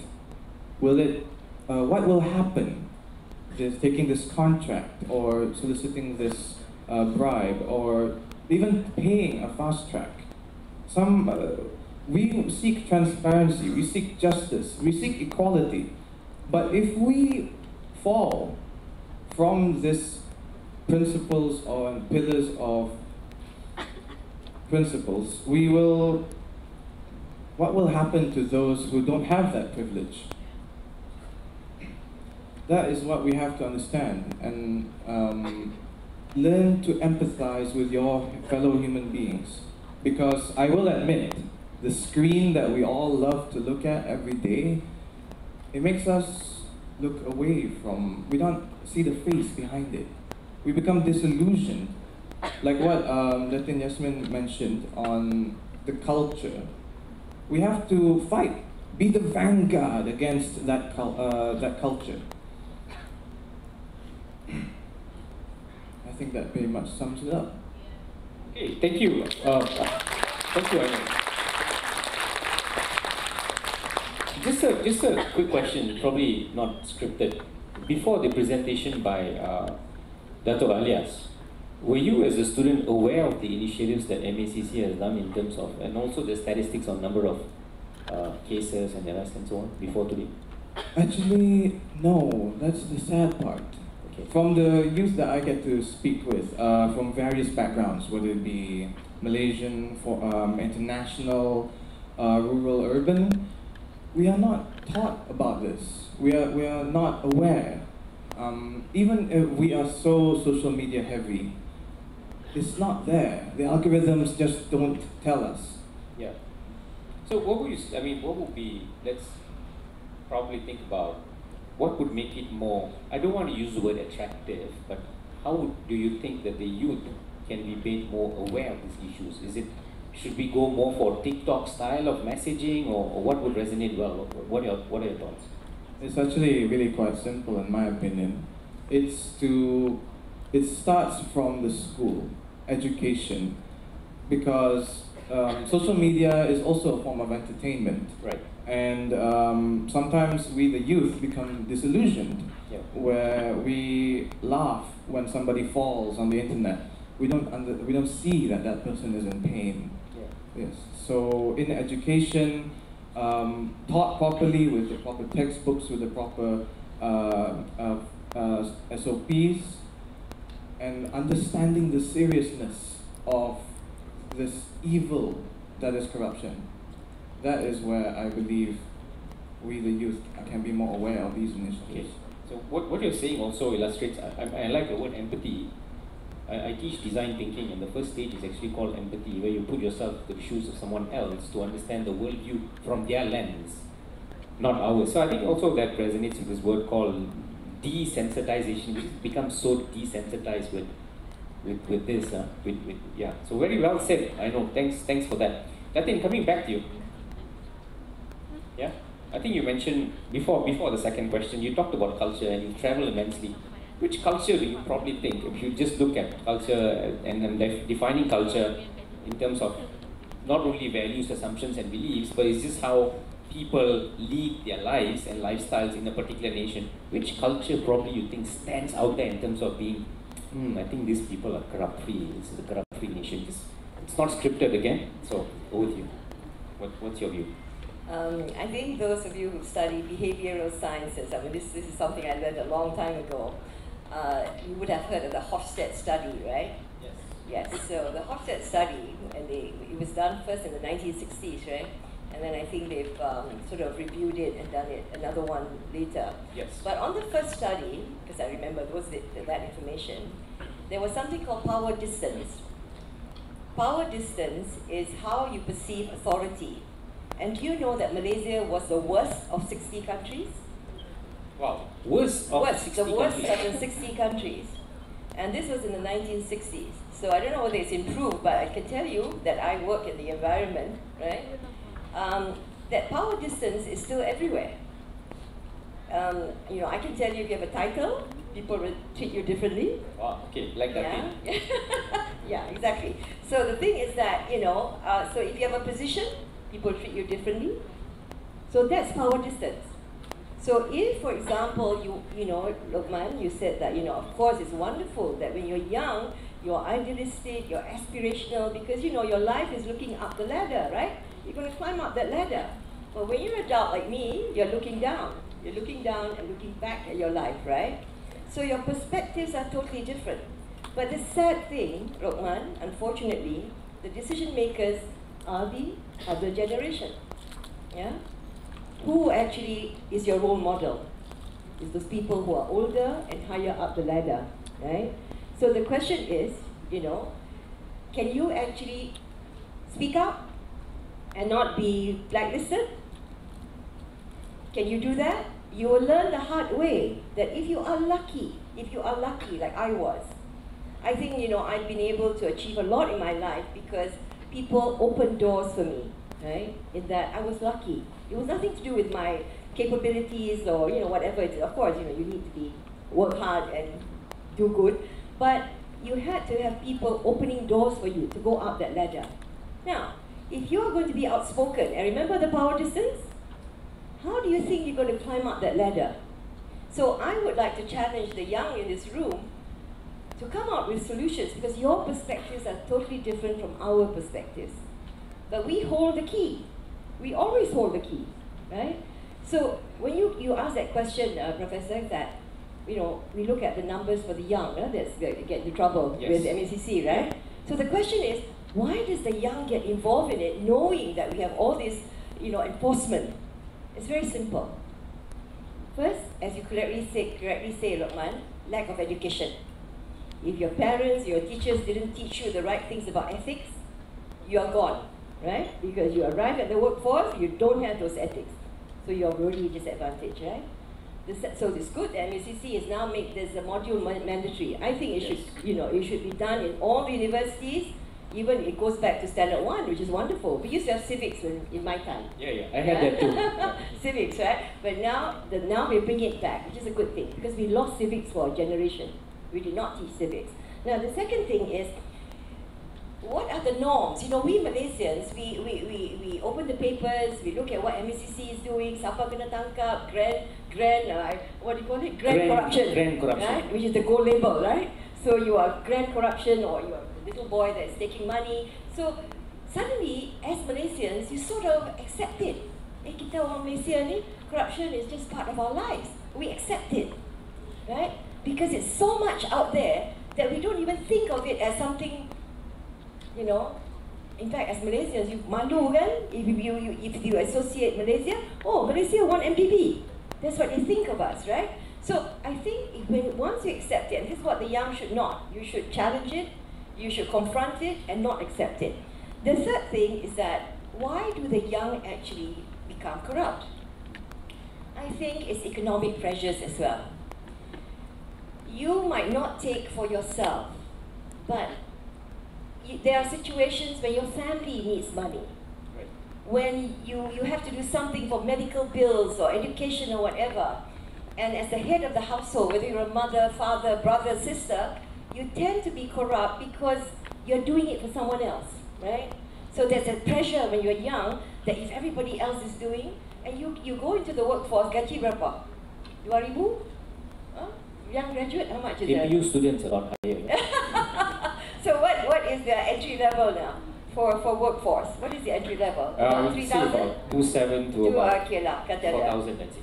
So, can you imagine at 4,000, if you don't get married, you don't have children, boleh lah, ya, boleh beli kereta ke. If you stay with your mother or father don't charge you rent, lagi bagus, right?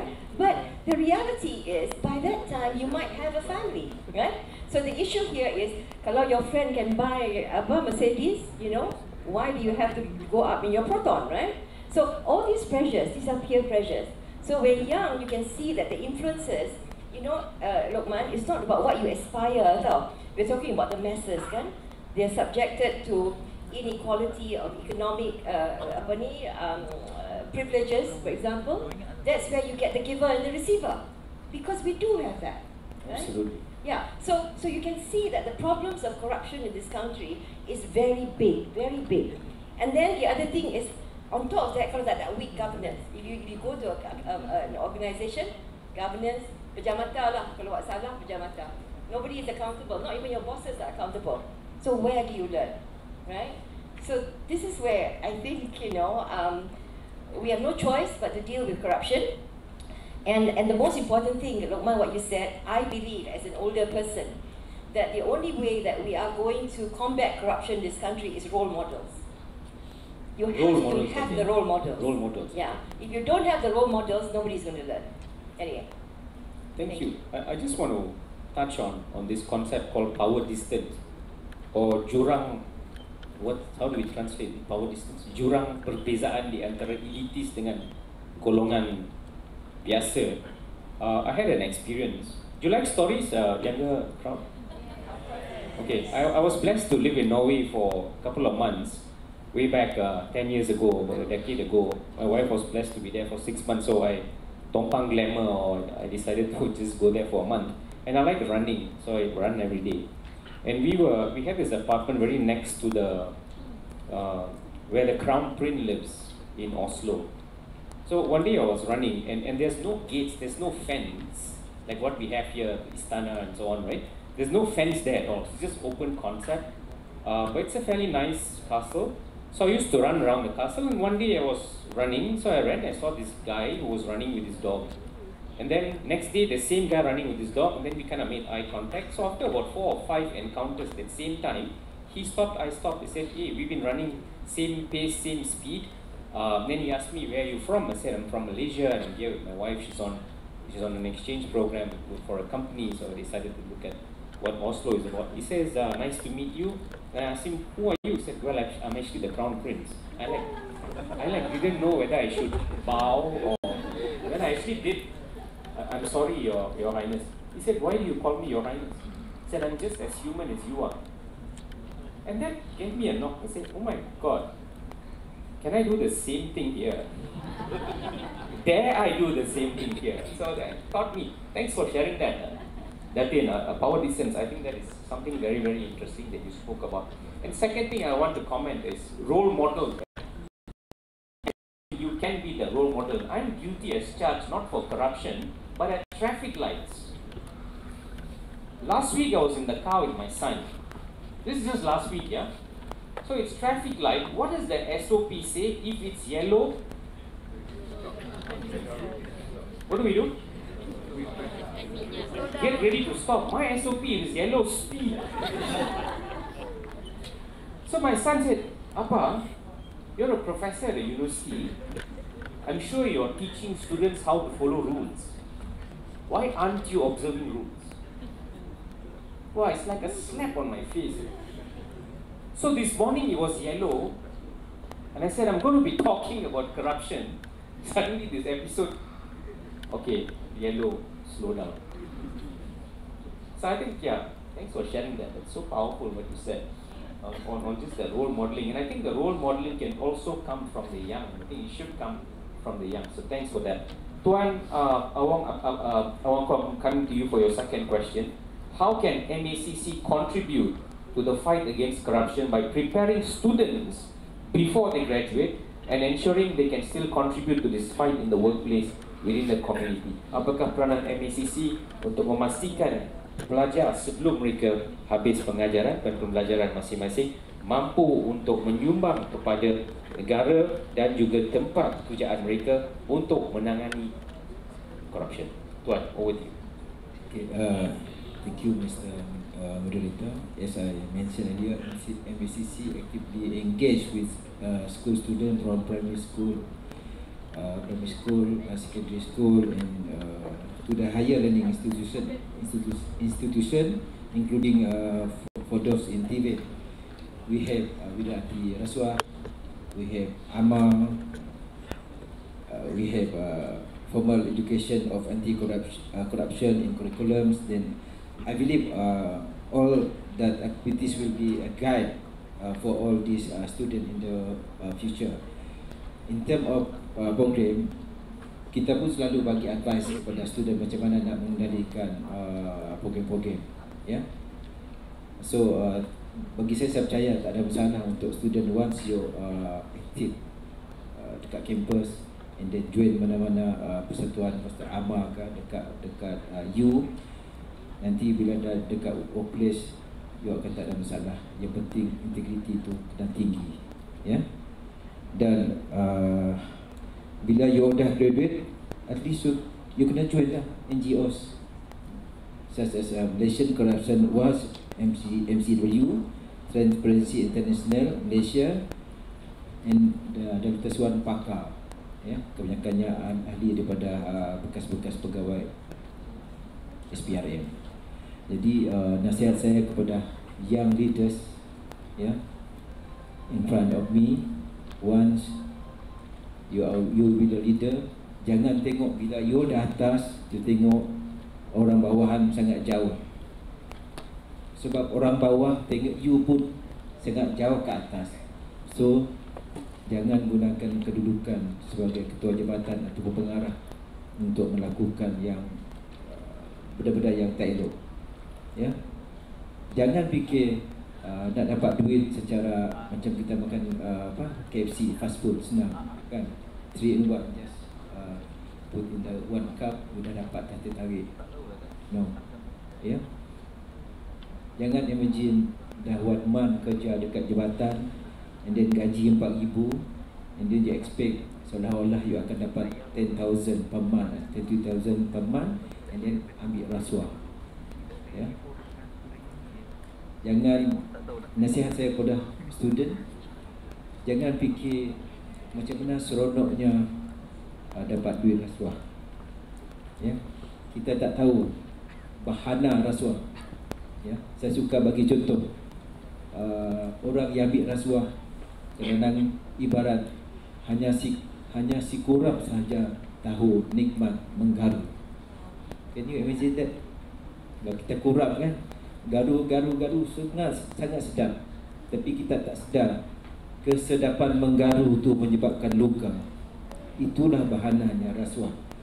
Kesedapan kita ambil duit secara fast food, secara cepat tu betul, kita dapat cepat. Menggaru tu sangat seronok bagi si kudis, tapi lama-lama dia akan memberi impak pada kesihatan. Kita seronok hari ini dapat duit free 10,000, 20,000 daripada korang, kita tak tahu apa berlaku the next, ya. Itu je. Thank you, Tuan. Let me just quickly, you can clap lah. Each time they speak, you must clap. That's for you. Thank you.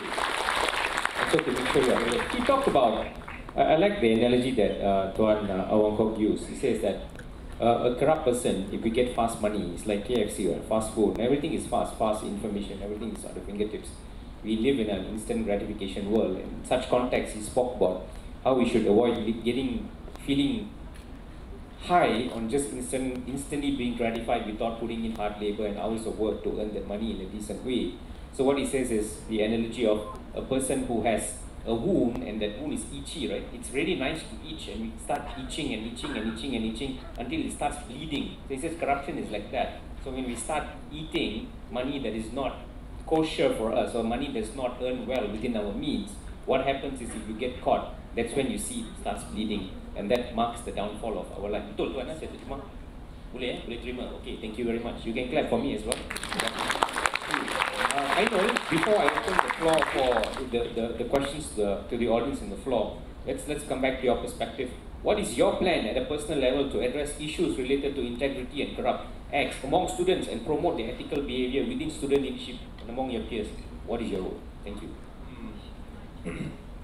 In regards to my plan, well,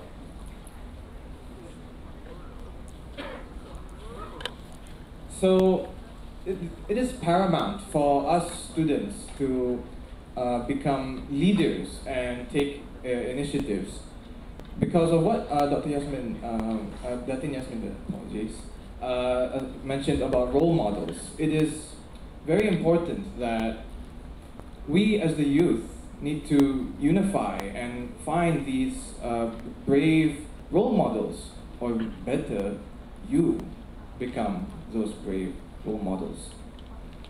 Go out, speak out, because on the example on when we take corruption, where Datin said,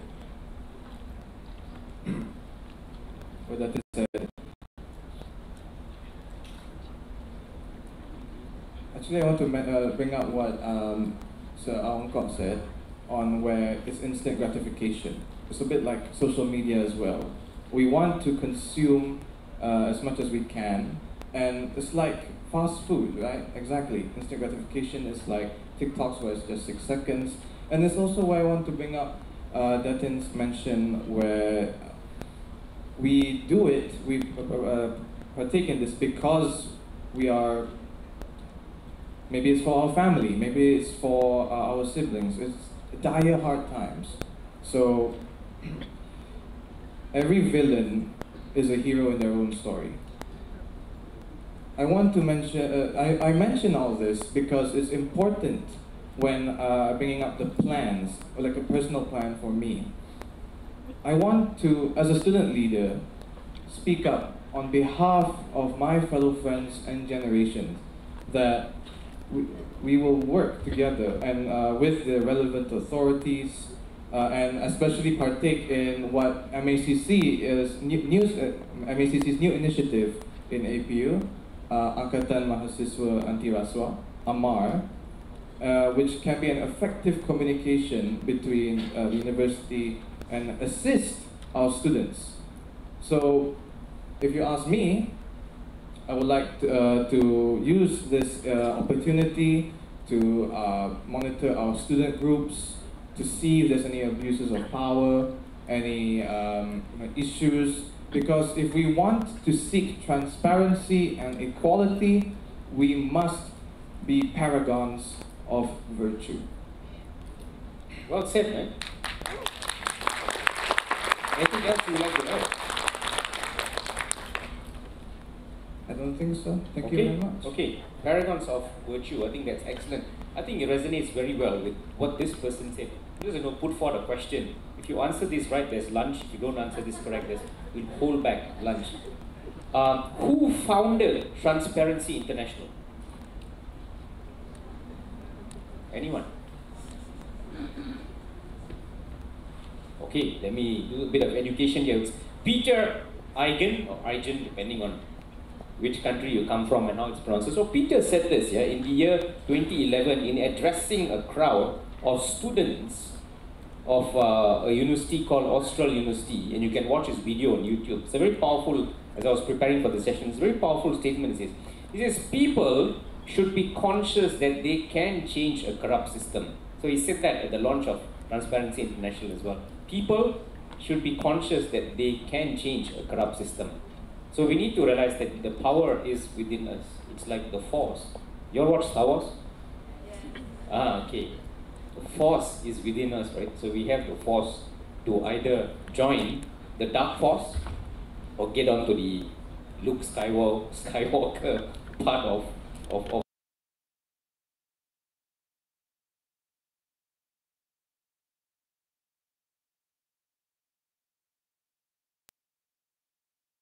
Can I say something about Transparency International? That's it. Unfortunately, as a small country struggling to compete with the rest of the world, right? Organizations like Transparency International, even though they are, we applaud them for actually doing what they do, they rank us every year like a watchdog.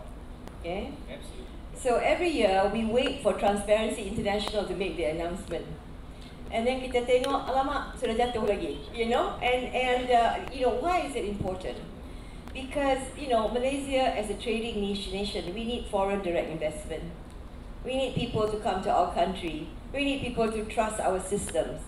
When your ranking in Transparency International goes down, the rest of the world, how else can they actually, evaluate us? Hey, that Malaysia, look at the corruption index, So in a way, what we're talking about today, even though corruption is a very negative phenomenon that we all don't want to talk about, is actually about the future. It's actually about the young. Because if we don't improve our reputation by being a cleaner, right? A cleaner and more accountable and transparent nation, your future is lost, right? So this is why corruption is so important. It's not something that the adults should be looking at. The youth are the ones that's going to make sure that your future is going to be sustained by getting rid of it, right? So that's a challenge that I think the youth have to take on. It's a brilliant point, Datin.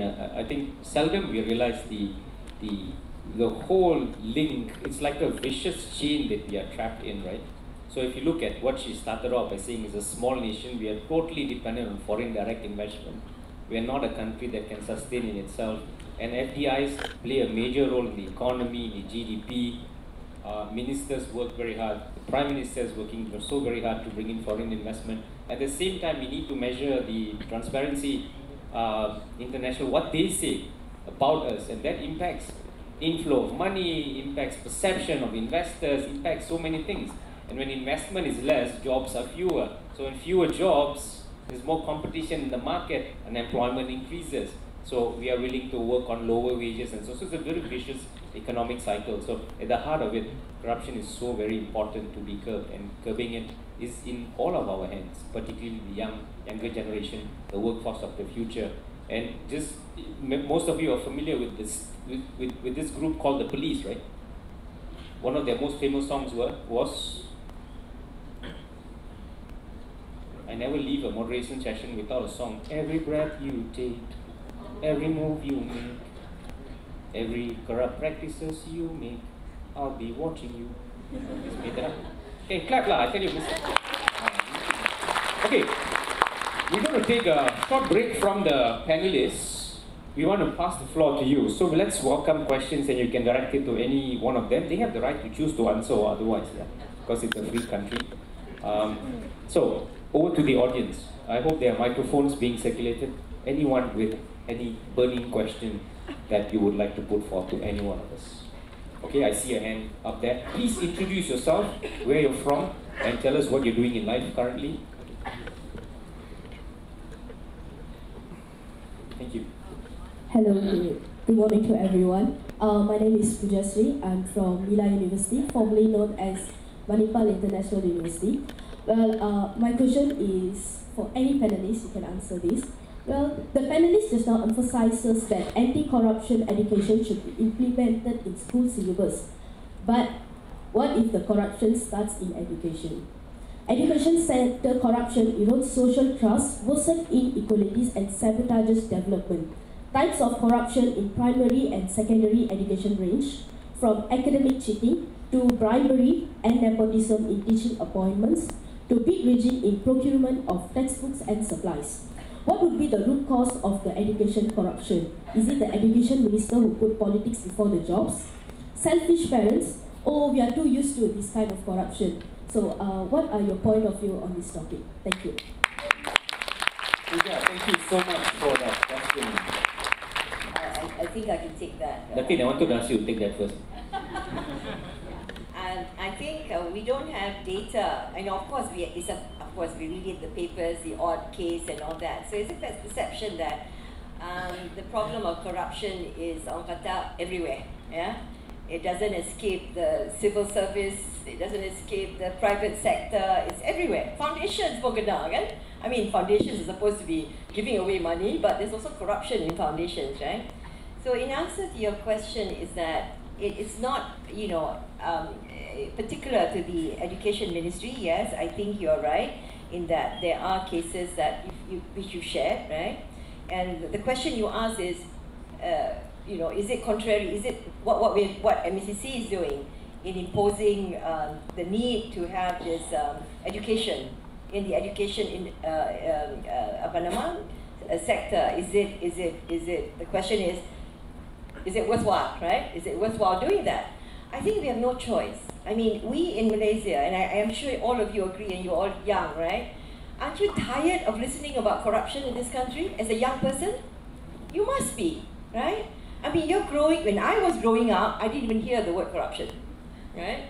So it was all very nice and shiny, and I'm going to do well, and I'm going to do, you don't even listen, much less the grand corruptions, right? So, but as a young person today, it's everywhere. You open the papers, you hear, the parliamentarians speaking about it. The question is, it's everywhere. So in answer to your question is that we have no choice. We have no choice but to push the education of anti-corruption. We have no choice. And where else can you start but in education? Because if you don't do it, nobody is going to, I can tell you from the corporate world. In the corporate world, it's even less important because they look at corruption as something they'll deal with if they had an issue, right, Professor? Otherwise, absolutely. Yeah. Otherwise, they don't deal with it. So it is in education that we have to make a start, regardless of whether it is moving at 100% or 20%. I think this is the only place we can start. Does that answer your question? Yes. Thank you. And thank you, Datin. Just to add on to what Datin said, I think your question also touched upon how does an education system or institution address this sort of practices, right? I think this is where leadership of the university plays an important role and a fundamental role, right? I myself personally deliver an induction program here, and one of the slides, I think slide number 6 that I use, talks about professionalism and ethical principles in teaching and learning, right? So we do talk about practices that our academic staff should not engage in. Just to share a story, no name mentioned of that particular person and no name of the university mentioned, but it's not APU. A very good friend of mine, I called him up one day and he said, I asked him, where are you now? He said, well, I'm not in the other place. I said, why aren't you in the other place? Oh, I was asked to leave. Why were you asked to leave?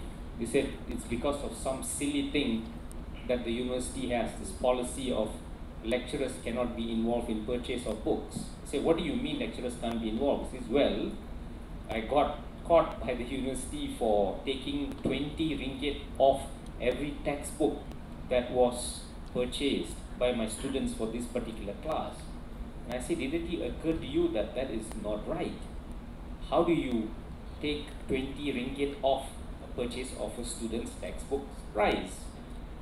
And what made you do so? He said, well, I made it compulsory for them to buy this textbook, or they couldn't sit for my in-course open book exam in class. So you see, at time, I think it goes back to that what Tuan Awan Kok talks about, that instant gratification. What Ainul talks about, we're not empathetic enough to the people who are actually forced to be involved in this sort. They were not sure what they're getting involved in. And also Datin talked about the deep-rooted cultural part of it. Are we actually aware of this sort of things? Do we even feel a a little ounce of guilt in terms of our, in our heart that this is wrong. I think it's a wake-up call, yeah. Thanks very much, Puja Shri, for that question, all the way from Manipal. It's good to have you here. Any other questions from the floor? Kindly introduce yourself. Okay, we have another hand up there. Yes. Hello. Hello. Okay, my name is Muhammad Akmal bin Zamzuri and I'm from Sunway University. And I have two questions I want to address to the Mr. Ainul Lokmanul. Okay, the first question is, you have said in the forum that the way to want to give the awareness to the youth by using the TikToks and also education. However, based on Professor yang berbahagia Datuk Aris Besage and show the statistic that the government have also implemented the element in the textbook started during 2016. However, the case still arise on the corruption. So, and also in the TikTok, from the TikTok account, MACCFM also have been started making video on 2020. And however, the case is arise. So, from your POV of student, do you think that implementation that made by government and the TikTok using the social media and also the MACC is effective to reduce the case of the corruption in the world or in Malaysia? Because we see some of the cases that have committed to the corruption is not just the uneducated person, but well-known person and educated person, who is politician, teacher, lecturer, and many others. Okay, for the second question, if you have a power... Maybe we pause you there with the first question so he can digest it. Sure. And I'll come back to you immediately after he addresses that. So just hang on to the microphone. I know you want to take the first question. Yeah, thank you so much, Akmal. Okay, so on the part on education, it is true that actually I wanted to expand upon what Datin Yasmin spoke about how it's a bit like there is no choice, and let me just give you a little bit perspective of the youth. We fear talking to our teachers, our government officials, anyone older of corruption, because we know it's wrong, but we still do it. It is pervasive in our culture. So from my understanding of the perspective of the youth, anyone from my personal accounts, when I spoke to my friends from various backgrounds, and that's where even there is no other choice, we can still keep that principle, understand it, practice it ourselves. Start small. I'm not saying if it's a big corruption, take it, right? You know, I'm saying try to learn empathy, because it's something that's also slowly lacking from our generation. And on regards to the second half of your question on the TikTok, is it effective? How much of the population in this country uses social media? How much is are the algorithms showing it to our people? I think in terms of effectiveness, schools are the most direct communication from the government, right? The governments cannot exactly influence algorithms to show you and display to you what they want you to see. So, did I say that? Yeah, you get my meaning. So effectively, it's a bit like there is no other choice. But let's not lean into the doom and gloom. We have to, when we've shown all these, when our teachers, when all the education SOP is all correct, that's my belief in the effective communication. Yeah, okay, I think what you're alluding to, I know, is not just the use of media, but in the manner in which the messaging within the media you sort of penetrates deep into the hearts and minds of the person receiving it, right? So it must make an impact. I guess that's where you're coming from. It must be I guess it's content development. Content development, yeah. We teach that at the university as well. Okay. I said I'll come back to you with the microphone. What's your second question?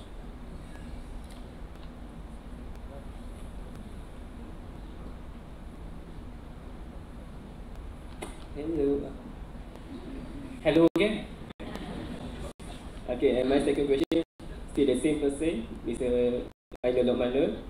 If you have power to make an amendment for the MCC or create a new law for MCC for the benefit of the society, what amendment you want wish to create?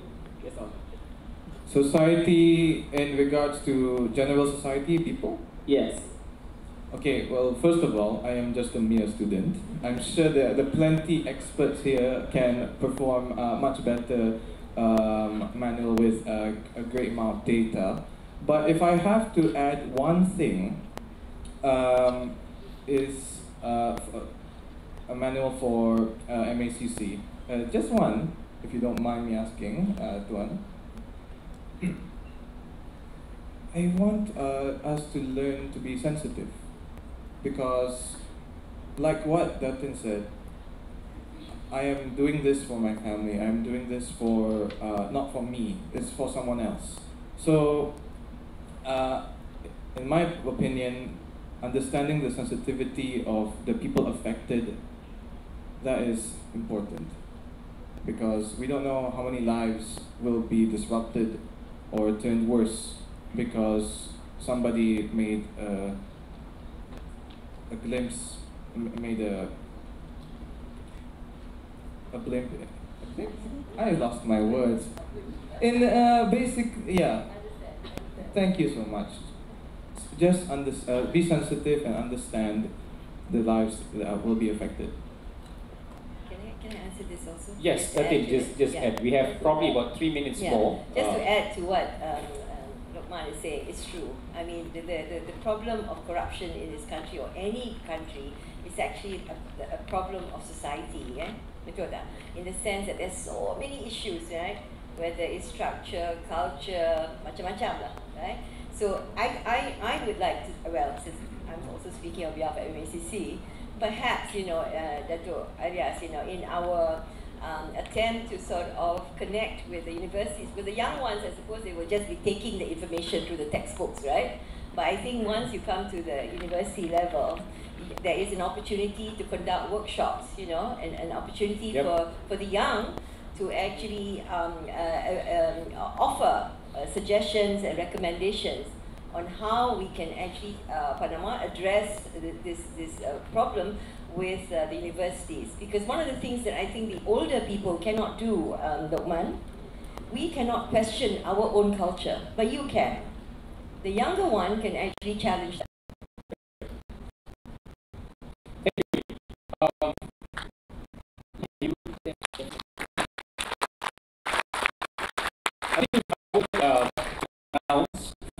For today, I'm receiving signal that that the next segment will actually start because the MC has said that we are running out of time. So before I hand over to the MC, I think there are a couple of things to quickly recap. Number one, I think fighting corruption and curbing corruption at a national level and international level begins with the man in the mirror. Is a Michael Jackson song that says, "I'm asking for the man in the mirror. I'm asking him to change his ways." So it doesn't mean it's only for males, females as well. The man in the mirror is you and I. And when we look at ourselves in the mirror every morning, and we need to ask ourselves a fundamental question: am I leading a life that's fulfilled, that fills and that's imbued with human values? Adakah saya melaksanakan kehidupan berasaskan nilai murni? If the answer is yes, and I think we will stop at the traffic light when it's red. We will slow down when it's yellow, albeit I'm not doing that. Started to do that thanks to my son. And we will ask ourselves even deeper questions in terms of, am I actually a corrupt person? Am I involved in giving? Am I involved in receiving? So we can have SOPs, we can have multiple policies, we can have classes, we can introduce many modules. But if we as individuals do not change, I think it's going to be very, very difficult. Yeah. So on that note, thank you very much to the panelists for being with us today. A big round of applause for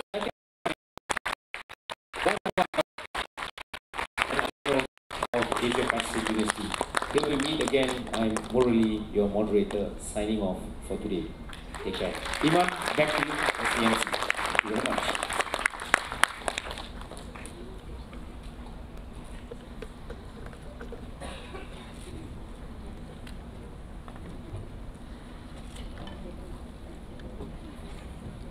Thank you again, esteemed panelists, moderator. My apologies, but we would like to invite you to please stay on stage, if that's perfectly fine. As we would like to gift you a very small token of appreciation. Dear attendees, we would now like to invite Tuan Nazli Rashid, Director of the Community Education Division at MACC, to present the tokens of appreciation to our esteemed moderator and panelists. Their insights have been invaluable, and this small token is a way of acknowledging their outstanding contributions. We would now like to invite Tuan Nazli Rashid to join us on stage, please. Let's give her a round of applause, everyone.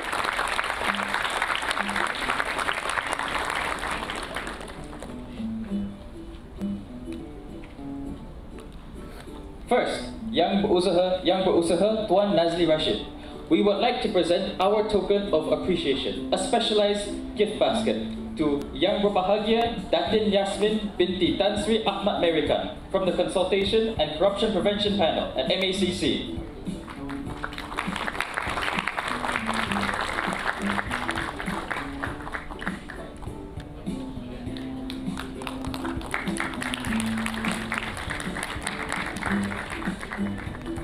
Next, we would like to present a special token of appreciation to Yang Berusaha Tuan Awangkot Ahmad Taufik Putra Awang Ismail, Director of MACC Negeri Sembilan.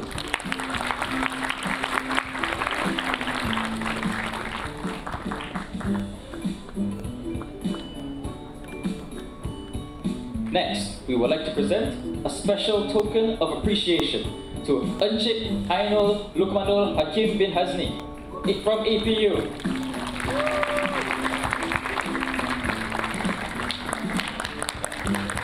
A big thank you to our esteemed moderator and panelists, everyone. I would like to humbly request that Tuan Nazli Rashid please remain on stage, as we would now like to invite Yang Berbahagia Datuk Haji Alias bin Salim to return to the stage to also receive a small token of appreciation for taking the time out and joining us here today.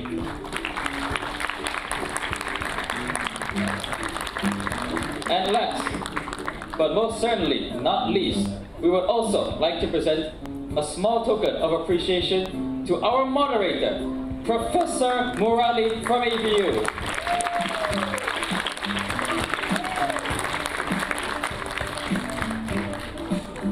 Thank you again to our guest speakers, panelists, and moderators for an enlightening start to HARA 2023, organized by MACC and MAPCU.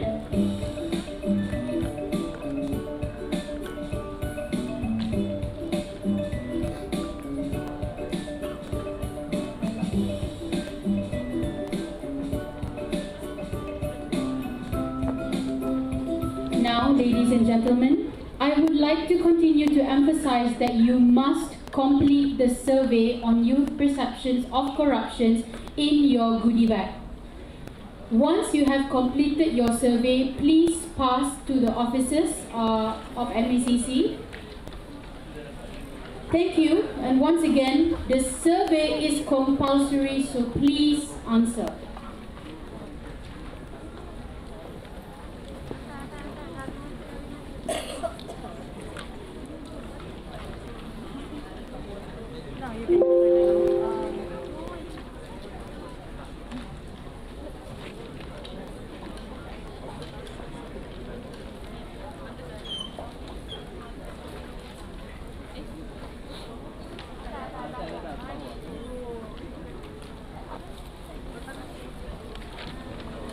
Ladies and gentlemen, we would like to re-invite Professor Murali back on stage as he would like to speak with you all. Okay, I just want to show of hands in terms of, once again, how many of you are bachelor students, you're pursuing your bachelor's degree? Okay. Quite a lot of you. How many of you are pursuing your postgraduate degree? Alright. I'm going to be doing this. I'm going to be doing a bit of an Oprah Winfrey kind of show, where I'm going to be getting your feedback while you're doing the survey, right? How has the program been so far? Anyone would like to volunteer? Can I have some microphones floating around, please? Just some microphones. Any volunteers to kind of share with us what's your feeling while you are doing the survey, right? Because while you're answering, we want you to also engage with us. How's the program been so far? Tell us about yourself. Where are you from? What are you doing? I'm from Brunei, taking multimedia technology from 18 years. Okay, Kim, a round of applause to a friend from Brunei here. Okay.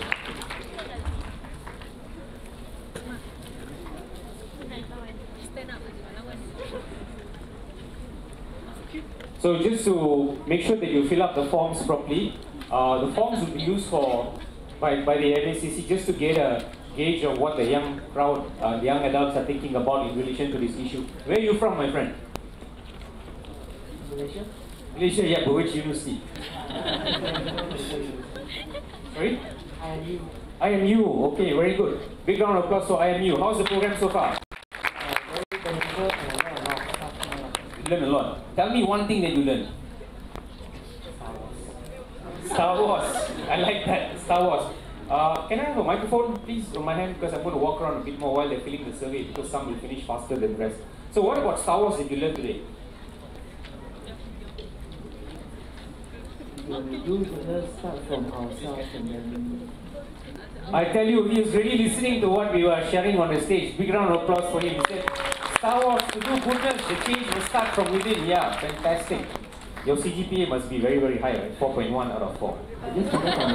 You just started foundation. Bless you, you have very, very high scores. Where are you from? Are you from IMU as well? Oh, this is IMU corner, is it? Let me go to Saito corner. I know where Saito is. We're just waiting for the grand finale of the program. While we're waiting for the VVIPs to actually arrive. And while you're filling the survey. Where's Saito? Hands up. You know Saito is a very big contingent. A big round of applause for Saito College. I think they have the largest contingent of 150 people today. Are you from Saito? Yes. Okay. Can you introduce yourself?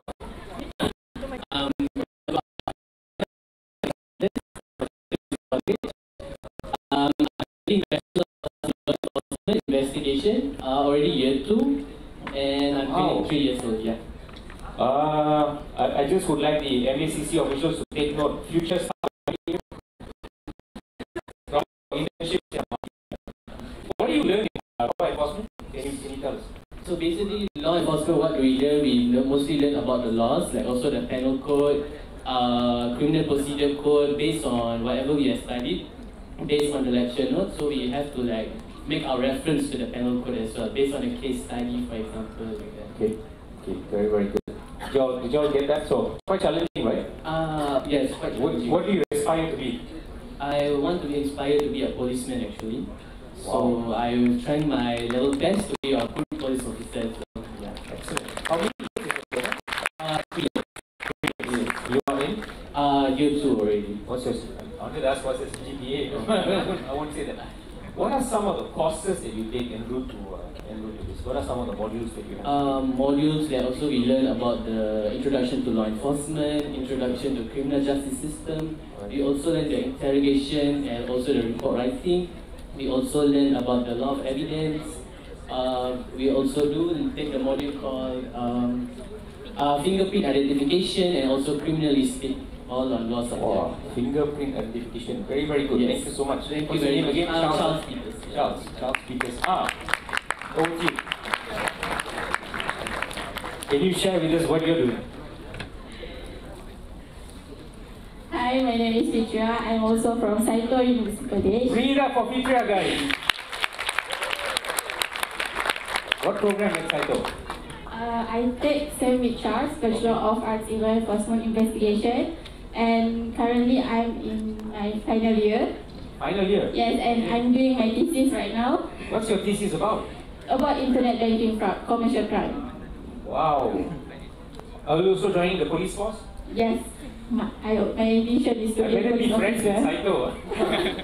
Good people to know. Sorry, what's your experience so far with the program? About this program? About this or- program, yeah, today. It's related to our subject, which is corruption, anti-corruption. We also taken the subject of corruption, Okay. but we will not learn about the KIA Kia module, no? KIA module, but we have learned about the planning of Plan Anti-Rasuah 2023. We have learned about it. You have learned, huh? Yes. So tell me one thing that really touched your heart in terms of what we discussed so far, either Dato' Alia's presentation or the panel session. Apa satu yang pelajaran yang sedari dapat? What's one thing that you pick up? Yang saya dapat, yang Tuan Awang Kuok tadi berkenaan dengan pantunnya. Pantun dia kot? Saya Yang pantun dia berkenaan dapat. dengan kudis tu. Okay. So why does it make how does it make an impact on you? What is it? Apa impact? Maksudnya macam Tuan cakap tadi, bila kita dah terlalu happy with something that we get, kita akan lupa surrounding, kita akan lupa dunia, kita akan dapat apa yang kita nak je. Ya, kita lupa diri lah kan? Yes, kita lupa diri sampai kita lupa surrounding, and then kita tak tahu pun yang anyone impact with our action. Okay, thank you. Thank you very much. You spoke very well. I'm going to move from Saito to Sunway. This is the Sunway crowd. Sunway, is it? Where are you from? Saito as well. Okay, so what's your experience of Saito?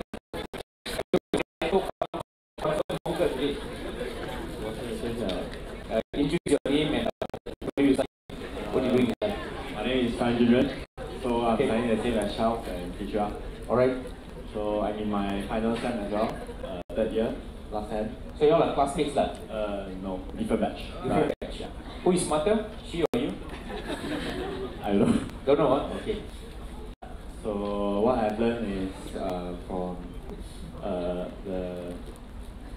the spread, the one that I like the most that I learned is that when you scratch the skin, and you get too comfortable with it. You get too comfortable, huh? Yeah. Okay. So it's like when you take the bribery of corruptions and stuff, and when you get too comfortable with it, you like get greedy and you do more of it, then you become committed to corruption. Yeah, so it's quite challenging, huh? Yeah.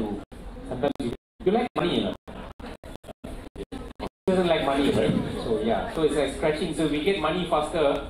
We don't mind scratching, and then we get blood, right? So you start bleeding. So all of the story is get money and earn it well, correct? Thank you very much. Bless you. Sunway, where are you? Sunway College. Okay, I see. Sunlight on Sunway. Can you pass the microphone? Are you guys from Sunway? Where are you from? APU. APU, let's hear from you. You're from Sunway. Okay. Does she need to stand up? You want her to stand up? Yes, no? Oh yeah, she stood up. So tell us about this briefly. Hi, my name is Mariana. I'm from Sunway and I'm taking ACCA. ACCA, wow, that's very challenging, right? Very difficult. One subject I always failed last time was accounting. But I'm only in my first year. First year? Yeah. Okay. Okay. What is your impression of the program so far? What is one takeaway that you have? Something that For me, it was very beneficial, very informative. Yeah. And it gave me like an insight of what the MACC, what they actually do. Okay. So before this, did you know before today's program what ACC was or what you do? To be honest, I only do MACC because of the 1MDB case. Because of the 1MDB case. Okay. Most of us knew about that. Yeah. Okay. So you managed to learn a bit more about what they do. Yeah. What's the corruption? Is it something that we should? How do you personally yourself or others to know from being involved in corrupt practices? What is your advice to us? For me, in my opinion, I think like what I know said. He said that we should be, we should speak out. Okay. For example, if we, as a student, we see someone commit bribery or is giving, Rasuah to teachers or lecturers, we should speak out and inform to the authorities. Yeah, very good. So let's say I'm your lecturer, not just an example, I'm not your lecturer, but if I'm a lecturer and I tell you that you have to pass this exam, you need to pay me 150 ringgit or else you're going to fail. What do? Who would you go and talk to?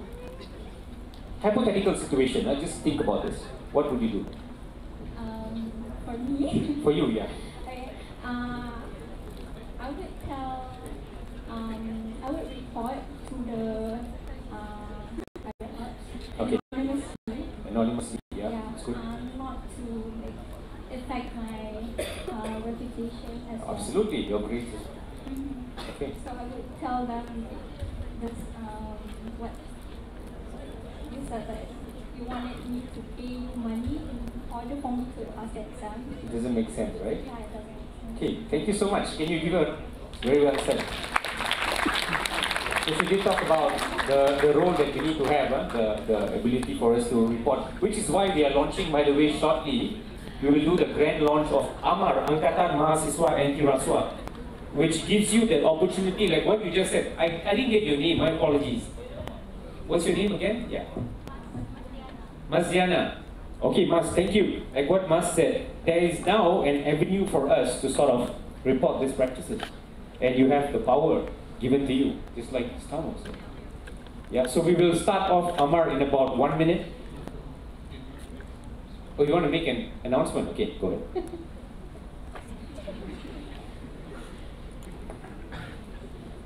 I would like to make a quick announcement to all the lecturers, officers, or university representatives accompanying the students that are here today to please meet Mr. Devon. Mr. Devon, please raise your hand, please. Could you kindly come here for maybe just a few minutes, please? Yes, lecturers or staff, right, who have accompanied your faculty members who have accompanied your students. Can you kindly meet Mr. Devon? Nobody is here?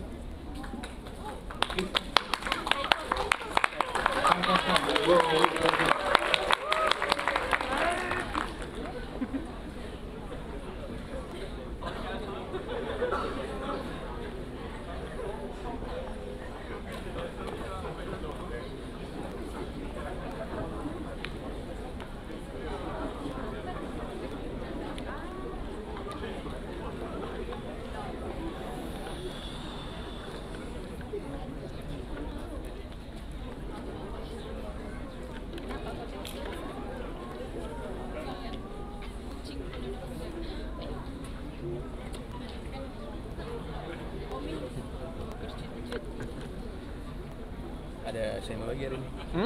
Rasanya ada apa lagi? Ada pukul 2. Kat mana? Bangsa. Pagi petang, pagi petang. Malam ni. Malam dah. Kalau ada. Ongkol. Tengok tu.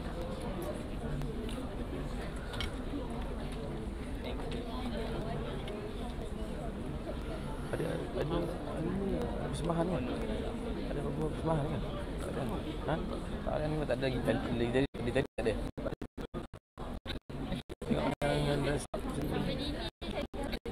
Lama ni rambut-rambut ni. Bukan rambut-rambut. Tarian apa?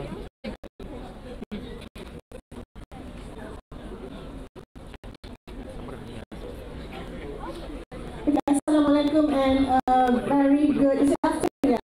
Yeah, very good afternoon. Okay, my name is Wan Noraisha binti Wan Muhammad Isa. I'm a teacher who is on secondment at MACC right now. Okay, so this is my 6th year. I see men. I see girls more than I see boys in this auditorium. Okay, so that's women power, right? Okay. Did you find the talk and the forum useful, beneficial? Okay. Sorry. Okay, tak. Okay. All right.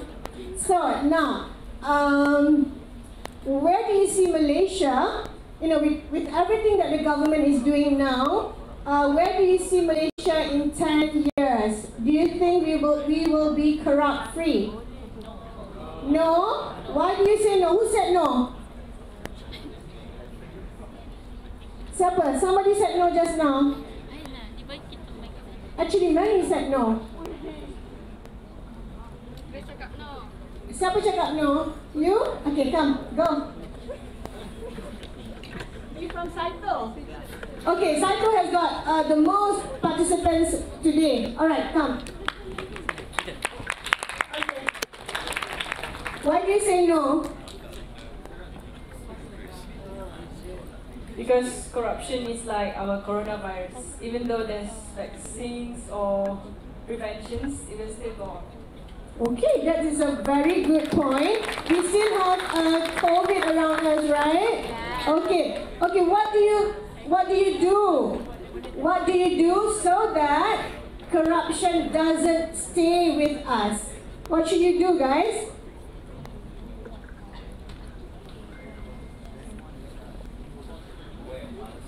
Wear a mask. So, if it's corruption. Okay, cool. The mask is your attitude. Do you agree? Yeah. Okay, I think it boils down to your attitude. We can do so much, guys.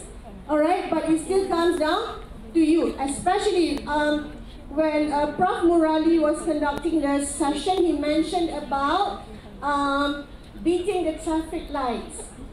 Okay? I do that a lot of time because in Putrajaya I think it's safe for me to beat the traffic light, but it is so wrong. So it is my attitude. Okay? So has any one of you in this auditorium faced a situation where you have to either give a bribe or offer something in return to do a favor? Anyone? Anyone? Okay, I love to share this situation because this is a hands-on experience. I told you that I am a teacher, right? Okay, my student at 17 years old, meaning she or he will be in Form 5 in Malaysia. Okay, what can you do when you're 17 years old? Once you reach 17, what can you do? Malaysians? Driving license, correct. Okay, so she went for her driving class and she's got her driving test. Okay, and then this is actually not very good, not a very good situation, but I just want to share with you. Okay, and then she was offered that if she were to give something to the officer so she can pass the driving test. Do you think what did she do? She's my best student, straight A's for her SPM. Did you think that she would pay the officer? Yes? How many says yes? Hands up. No? No, she did not. Okay, and do you think she passed her driving test? No, she failed. But do you think that she did the right thing? Yeah, she did. She decided, she made a very strong decision to say no to corruption. So that is what you guys should do. Okay? Anyone wants to share their experience from other countries? Yes? No? Ma'am, can I just get your name?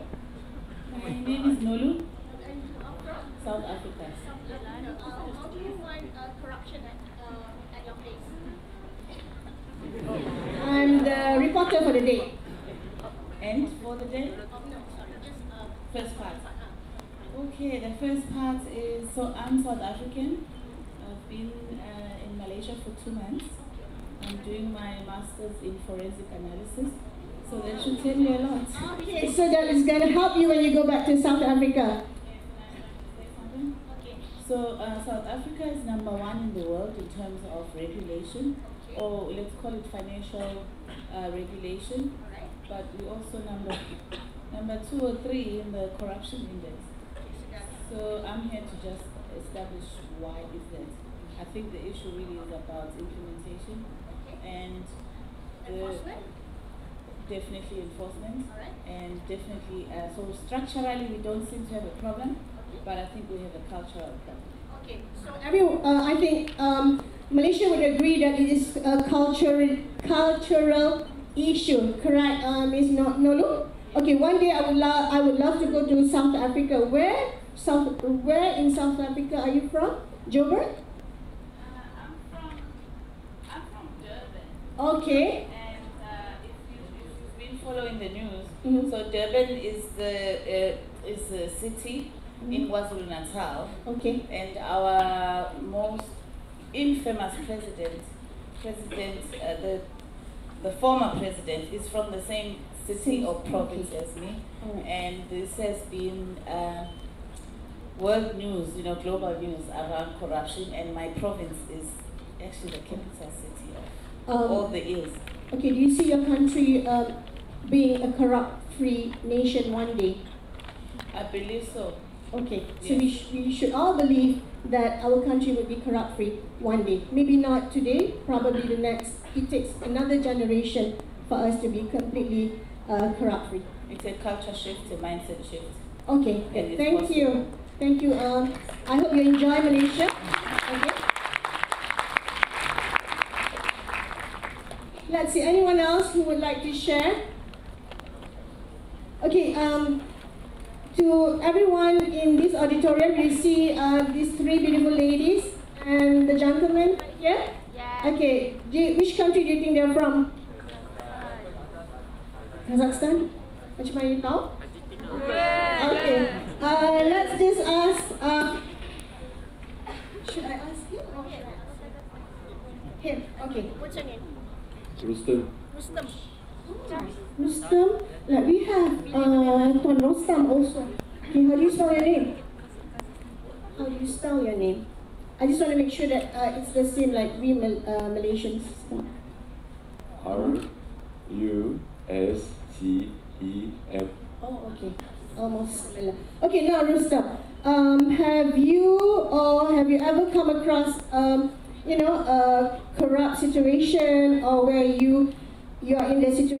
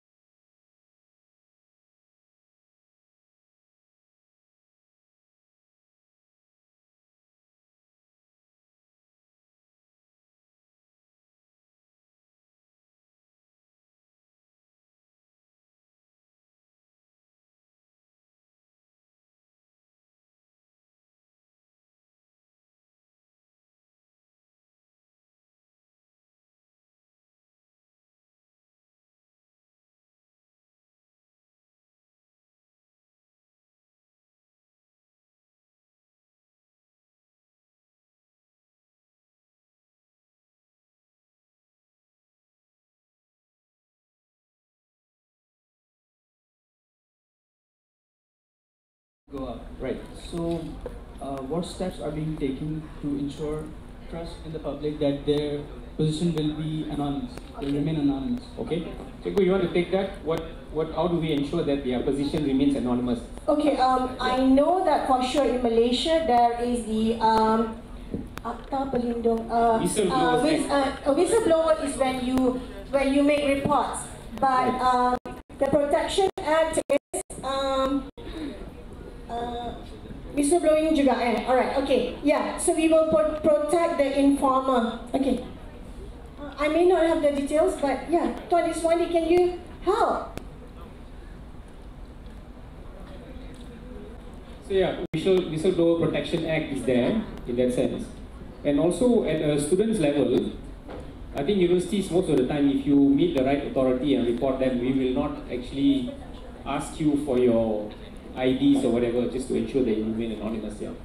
So that's to protect. Prof, Whistleblowers Act would be when they make reports, but Witness Protection Act is when we protect those who make reports. Okay. So there are laws put in place, and it varies from country to country, essentially. Yeah. So not to worry. But I guess the first part is to ensure that we ourselves are not involved in that act. But that's a very good question. Anyone else? Any other questions that you might have? Otherwise, let me ask you a question. Do you guys use ChatGPT for assignments? Yes? Is that a good practice? Is that ethical? Is that a form of corruption? No? It depends. I'm going to come to you. So what do you use ChatGPT for? I use ChatGPT to check my thoughts. So I would write something and then I submit it to ChatGPT, sort of like as a consultant. You know, ChatGPT is actually my consultant, and then it gives me ideas as well to improve or refine my thoughts. Yeah, perfect. Very nicely said. I think she deserves a round of applause. Where are you from? I'm from South Africa. What are you doing in Malaysia? A master's and it's going to be a master's and PhD in forensic analysis. Yes, I'm an APU. Okay. Proudly an APU student. Thank you very much. She's studying her master's. Yeah, again, just to talk about it, some people, although it's not directly related to corrupt practices, plagiarism is an important element, right? You know that many students get terminated because of plagiarism. Yeah? So, why I'm relating it to corruption is plagiarism is an act that is unethical, and if we feel very comfortable to plagiarize, it might mean we are walking out of higher academic institutions with the feeling that, no, I didn't get caught, so nobody is going to catch me in the future. So one small step takes to other steps that might actually, we feel it's okay, I can do this. I cheated my university, now I can cheat in the corporate life. Is that the right thing to do? No. But ChatGPT, yes, generative AI, you should actually use it to prompt your thoughts, to structure your thinking, but not copy and paste. If you copy and paste, we know who's doing what, yeah? Where are you from? Which schools are you from? SMK? Saujana Impian. Yes. Okay. Why are you here? For what event? Robotics event? Programming. Programming event, okay. What does corruption mean to you?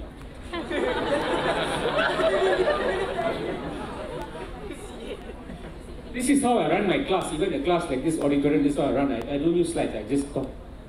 I don't know. I just... You don't know what's corruption? Ask your friend. Lee Zi Hui. Can I ask you a question? What is corruption to you? Apa maksud rasuah?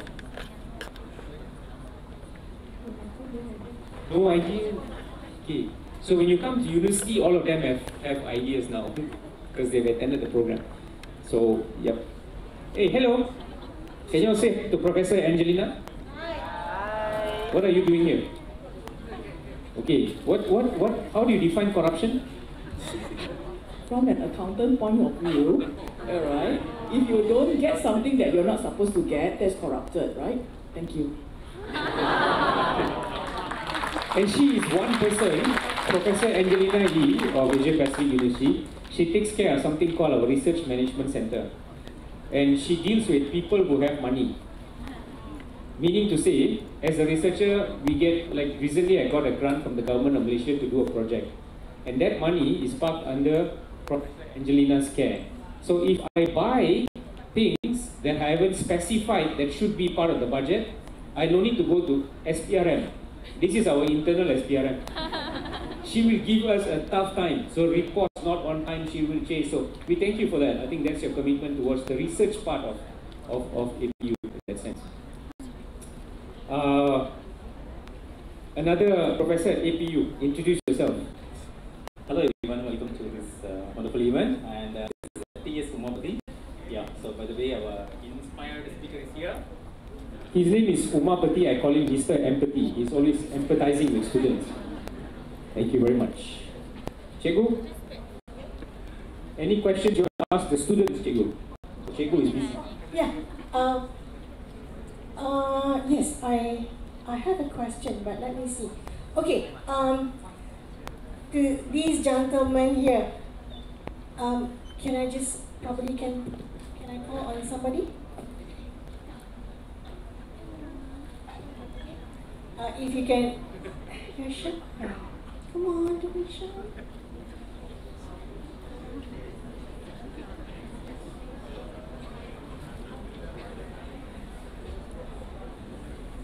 Oh, okay. Oh, they are very shy. Okay. I just want to ask, which college Hafiz? Okay. Yeah. Yeah, you can. Okay. Would you like to share probably corruption, Rasuah? Do you remember any ayah from the Quran or the Hadith that you want to share with all of us?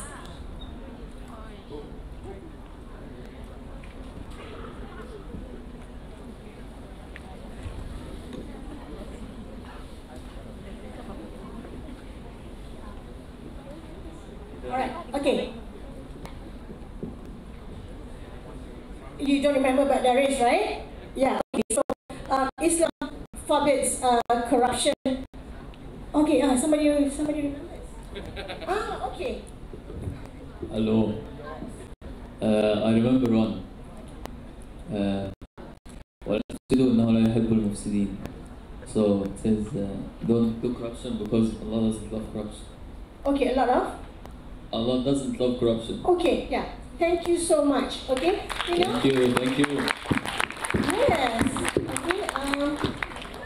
We don't see the effects of corruption directly. We don't realize that, whenever there is a leakage in funds, we are actually missing on the development. Okay? Any more questions? Yeah, just to quickly recap for those of us who join us, right? Traffic laws. I think fundamental laws we need to know, and the panelists in the morning, they talk about following certain rules. So I just want to test, especially the younger generation, you might not have driven a car, right? When you are at a traffic light, you all know traffic light, right? How many colors are there? What are the... One? What kind of professor are you? What are the colors? Red, blue,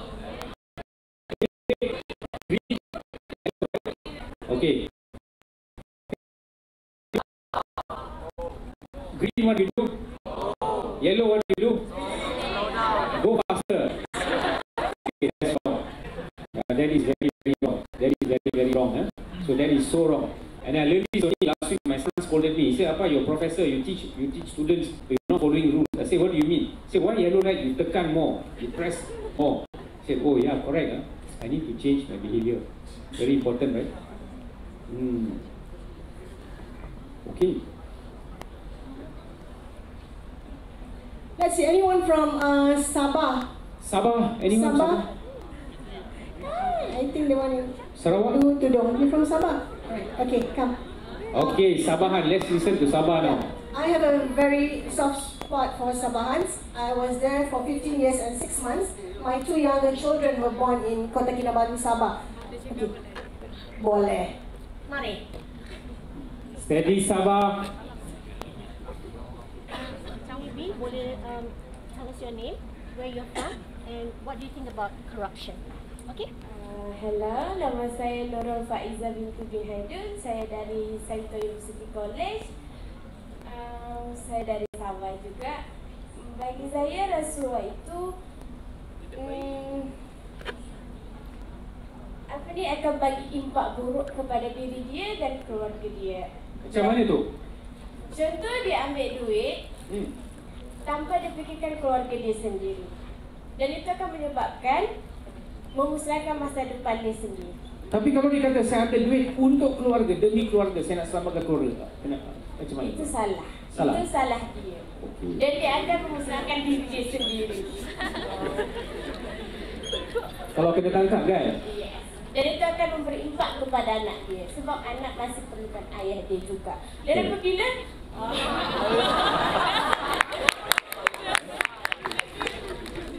bagus Ayu. Kalau kena tangkap, dia buat macam mana? kalau kena tangkap, masuk penjara lah. Dan yang mengesahkan lagi anak dia lah. Betul lah. Kalau kena tangkap, masuk penjara, nyanyi lagu tau. Tahu lagu apa tak? Sayang semuanya sudah terlambat. Jangan tepuk, sambung. Pandai tepuk Okay, thank you Sabah. Thank you lagi dari. Ya, saya suka sekali ini Happy Muslim untuk soto. Oh, it's a name, cikgu. Very nice name. Nurul Faiza. Okay. Your children were born in Sabah, Yeah, two of my younger ones, but they all think they are Sabahans, all four of them. Anyone from Perlis? Perlis.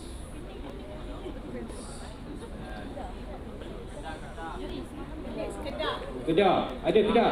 Anyone from Kedah? Okay, let me pick on someone. Tuan Haji, can you stand up? Tuan Haji, very important person for us. You read the doa this morning so beautifully. Tuan Haji, can you clap for Tuan Haji? Yes, yeah. Can you advise the younger generation in about 1 minute about corruption? Okay, thank you very much, Prof. Someone, a very wise, respectable figure actually said once that the current crisis that the society is facing is the loss of adab. And the loss of adab is actually the loss of awareness of the rightful place of things. And that caused the corruption of knowledge, and that caused the corruption of everything. So I think it's good that actually we try to find our way back to discover adab. Fantastic. Adab is so important. Adab is translated as what? Budi pekerti, how we live our lives. Those days when we have adults, right? When your father and mother are seated in the hall, what do we do? How do we walk? Let's say your father and mother are sitting down here. How do we walk? We walk like that, right? Today, father and mother sitting in the hall, how we sit down? This one is adab. So we're losing that value. Okay? In that sense. Hey, thank you so much for your participation, guys. You've been awesome. Off the cuff, off the script. Thank you so much. A lot of viewpoints from Sabah, from different parts of the world, from how you use generative AI ethically, although nothing to do with corruption, but it kind of tells us that we do things in a sensible and ethical manner. It's so very important. Can we give a round of applause to the Vice Chancellor of Asia Pacific University, Professor Ho Chin Kwan, just arrived. Prof, what's your advice to younger generation about corruption? Hello. Welcome. A lot of advice, but I was trying to think what should I say. I think values is very important, right?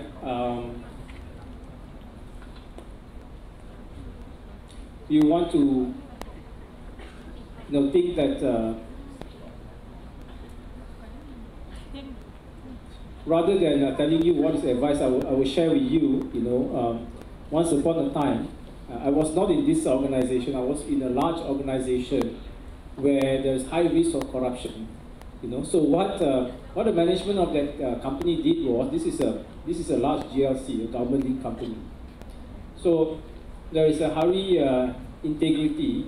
So what they did was, they asked one person who was caught for corruption. Caught, went to court, went to jail. And that person shared with us what happened to his family and what happened to him in the jail. And everybody was so shocked that, it kicked the word corruption out of our minds. So it's so powerful, and of course that person is not here today. So corruption doesn't pay. It may pay just a short, at that particular moment you may feel, wow, I get what I want because I give some bribes and so on. But in the long term, when you are caught, that's it. So don't do it.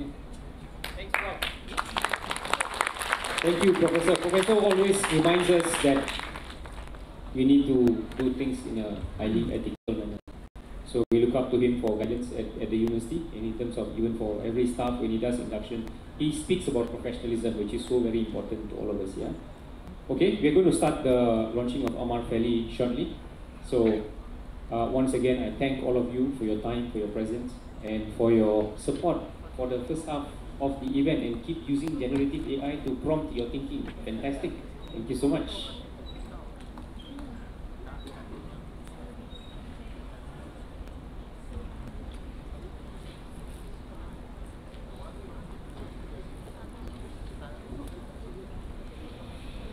Just another small announcement. For the students who just entered the hall, if you have not scanned the QR code yet, please scan after the event finishes. If you have already scanned the code but you did not receive a goodie bag, also please collect it at the counter because you will have your lunch coupon inside the goodie bag. So you need the coupon to redeem your lunch downstairs, but only do it after the event concludes. Okay? Thank you.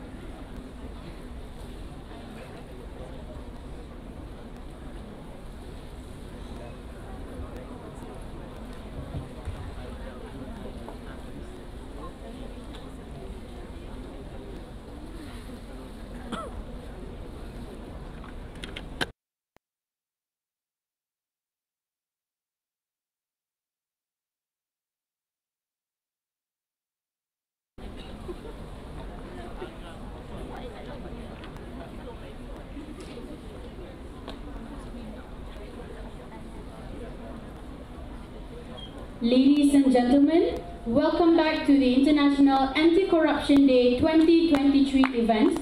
We hope that you are well rested and that you answered the survey during the break. We have some very distinguished VIPs who have taken the liberty of joining us for this next phase of today's event. So we would greatly appreciate if you would please rise to greet them as they make their way into the hall. And with that, ladies and gentlemen, we would like to announce the arrival of the most distinguished attendees.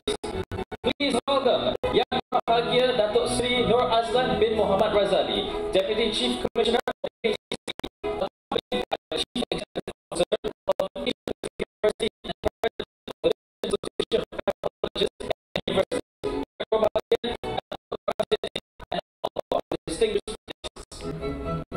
Honored guests, please remain standing as we begin with the National Anthem, Federal Territory Anthem, and the Rukun Negara recitation led by our APU student leader Ainul Luqman.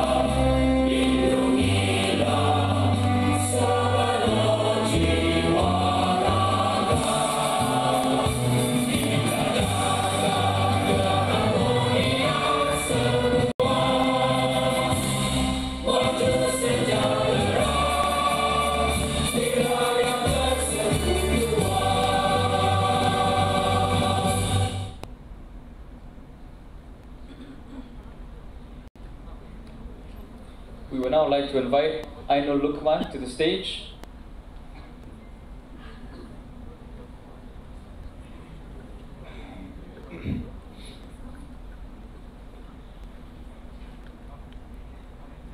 Maka kami rakyat Malaysia berikrar akan menumpukan seluruh tenaga dan usaha kami untuk mencapai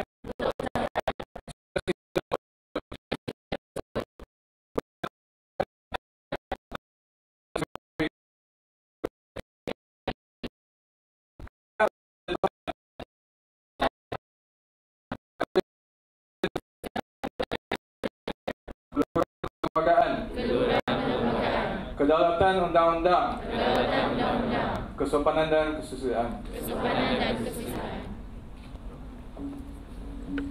Thank you, Luqman, and thank you, everyone. Please be seated.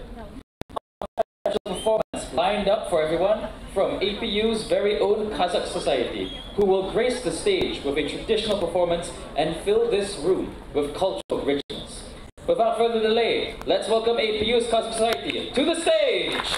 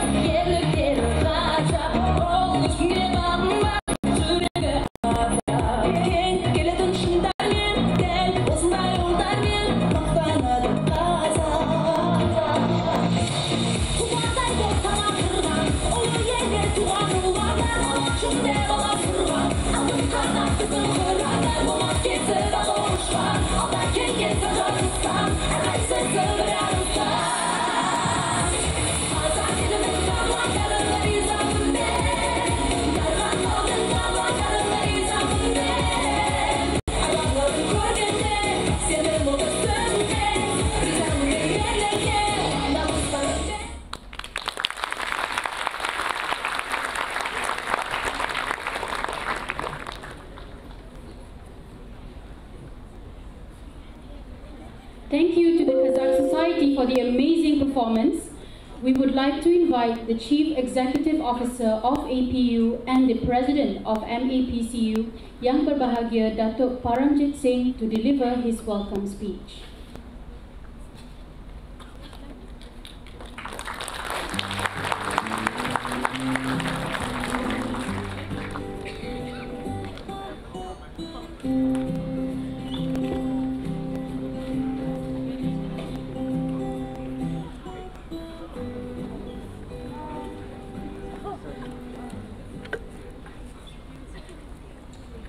Yang berbahagia Datuk Sri Nur Azlan, Yang berbahagia Datin Yasmin, Consultation and Corruption Prevention, Deputy Commissioner Nazli Rashid, Director of Community Education, Yang berbahagia Deputy Commissioner Dato' Haji Alias, Director of MACC Selangor, Yang Berbahagia Deputy Commissioner Dato' Muhammad Fauzi, Director of MACC Wilayah Persekutuan, Chief Senior Assistant Commissioner Awkok Ahmad Taufik, Director of MACC Negeri Sembilan, Senior Assistant Commissioner Muhammad Nur Lokman, Head of Education Branch, Community Education Division, MACC officers, my fellow colleagues from APU, and students, ladies and gentlemen,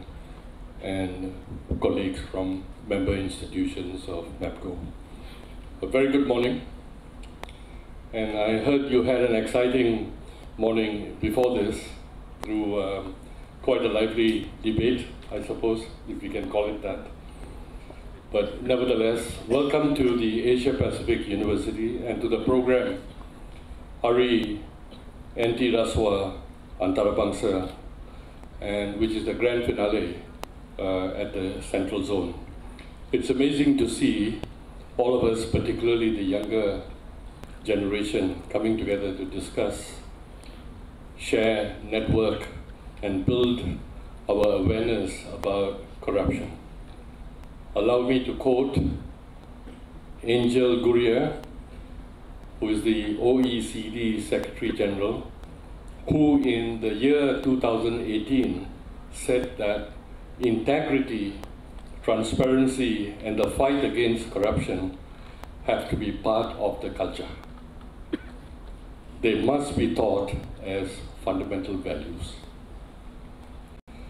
I'm pleased to share that at the Asia Pacific University, our mission is to provide high quality, affordable, innovative, and internationally benchmarked education in a professional, ethical, and student-centered manner. The two pillars, professional and ethical, are ever so important to us. At the core of this mission are the words professional and ethical, suggesting that our focus, just like other MAPCO member institutions, has and will always be to produce graduates who are not only qualified to take on new challenges, but also to do so with the highest standards of ethical principles and professionalism. Very important. Today marks the end of what has been a month-long journey for Hara, where the event has traveled all the way from Sabah to Sarawak, Penang, Johor Bahru, Pekan in Pahang, and now in Kuala Lumpur. So these events were held on a regional basis, encompassing neighboring states. I'm pleased that with the joint efforts between MACC and MAPCO, these events were a grand success. Hara's main aim is to ensure that all of us, particularly the students, are aware of issues surrounding corruption and corrupt practices, which, when goes unchecked, has proven to destroy the very fabric of society everywhere in the world. Through Hara, I'm sure you are now more aware as to what corruption is and how it can and should be prevented, and also to understand our own individual roles as civil citizens in doing so, and the very important role that our partner MACC plays in this context in this country. The future of the world lies in the hands and within the hearts and minds of our younger generation, most of you here. Through Hara and with the establishment of the APU chapter of AMAR, which stands for Angkatan Mahasiswa Anti Rasuah, we are certain that you will lead lives and take on leadership roles with the highest standards of ethical principles such as integrity, transparency, and honesty. I also earnestly hope that AMAR is set up among all institutions within the private sector, particularly MAPCO member institutions. It's very important. Let today not be the end of Hara, but mark the beginning of our greater awareness and efforts we need to collectively put in to ensure that we fight corruption and corrupt practices for the betterment of society. I would like to congratulate the Education Division of MACC for having undertaken this task and having planned it so meticulously coming up to this stage. And I really hope that you will play a very active role throughout the year, not just during the roadshows, in helping us to enhance what we're all trying to achieve collectively. And I also hope the government will allocate greater resources and perhaps budgets to make sure that we build a foundation together of an ethical and professional society. Once again, thank you, MACC, and to all MEPCO institutions for having taken part in this exercise across all zones and regions, and now in the central region to make this a success. Thank you.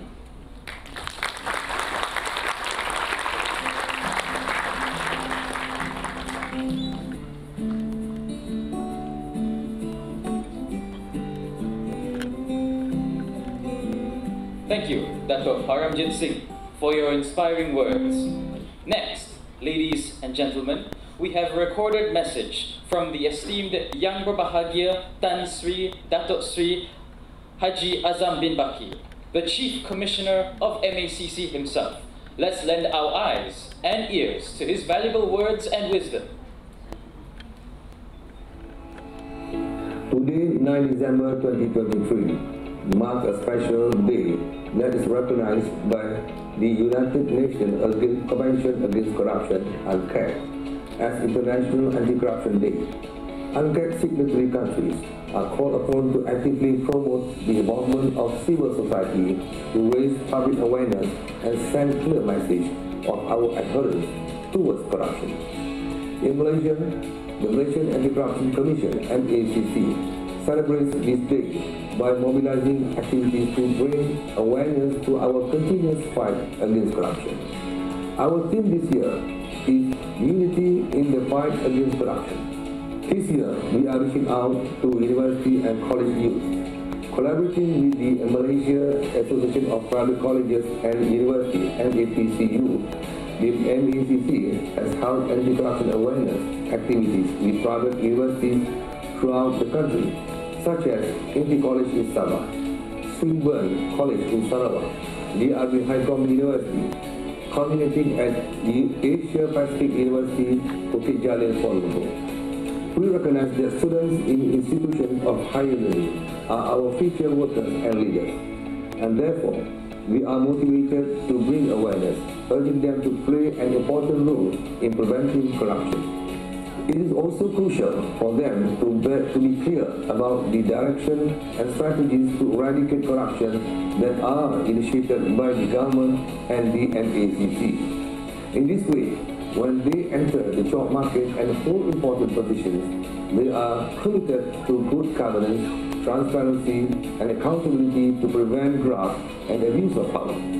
As a nation, we do not want to see our younger generation falling into the trap of corruption.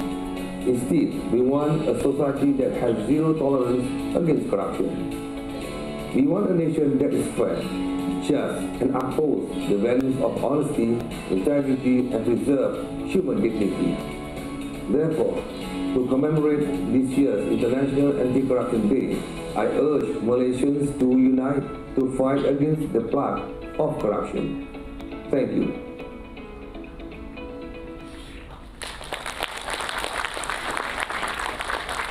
Our thanks to Yang Berbahagia Tan Sri Dato' Sri Azam Baki for taking the time out to record an address for our beloved audience today. We would now like to invite Yang Berbahagia Dato' Sri Nur Azlan bin Muhammad Razali, Deputy Chief Commissioner of MACC, to the stage to deliver his keynote address.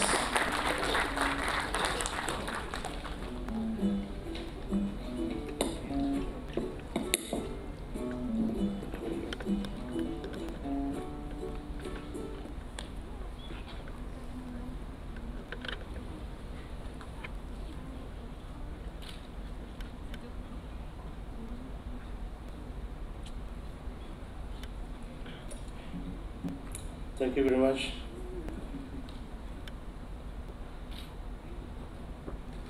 Assalamualaikum warahmatullahi wabarakatuh. Good afternoon and salam Malaysia Madani. Excuse me for my voice is a bit hoarse. I got a flu, but don't worry. I checked my what's that? The COVID test, and it's fine. Yang Bahagia Datuk Pramji Singh, Chief Executive Officers, Asia Pacific University of Technology and Innovations, and Presidents of Malaysian Associations of Private Colleges and Universities, Yang Bahagia Datin Yasmin, Yang Bahagia Datuk Datin Natin, distinguished guests, students, ladies and gentlemen. First, let me start with expressions of gratitude. We Malaysian Anti-Corruption Commissions are indeed very grateful for the presence of distinguished guests, esteemed faculty members, and students from many private colleges and universities here today for the International Anti-Corruption Day 2023.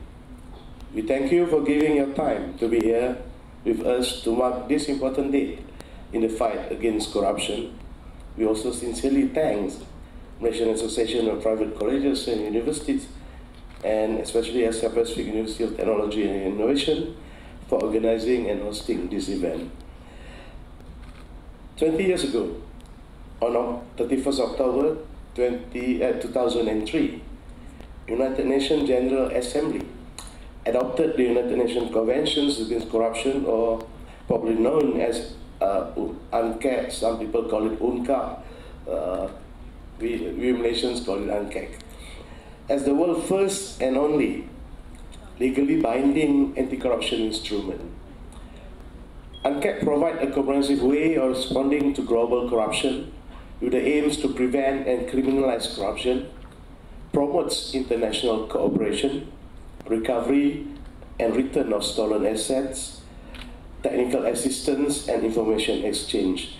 You may recall that in the case of one MDB, National Development Berhad, we have successfully recovered billions of dollars and repatriated back to Malaysia. This is possible because we are the signatories of UNCAC, and we have the collaborations and cooperations from members of the UNCAC. Malaysia, we signed the conventions on 9 December 2003 and ratified it on 24 September 2008. The Assembly also designated 9 December as International Anti-Corruption Day, as you know, to raise awareness of corruptions and the role of convention in combating and preventing it.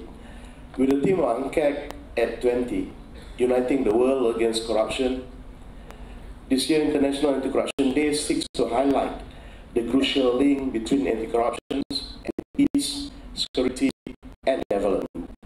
At its core is the notion that tackling this crime is the right and responsibility of everyone, and that only through cooperation and the involvement of each and every person and institutions that we can overcome the negative impact of this crime.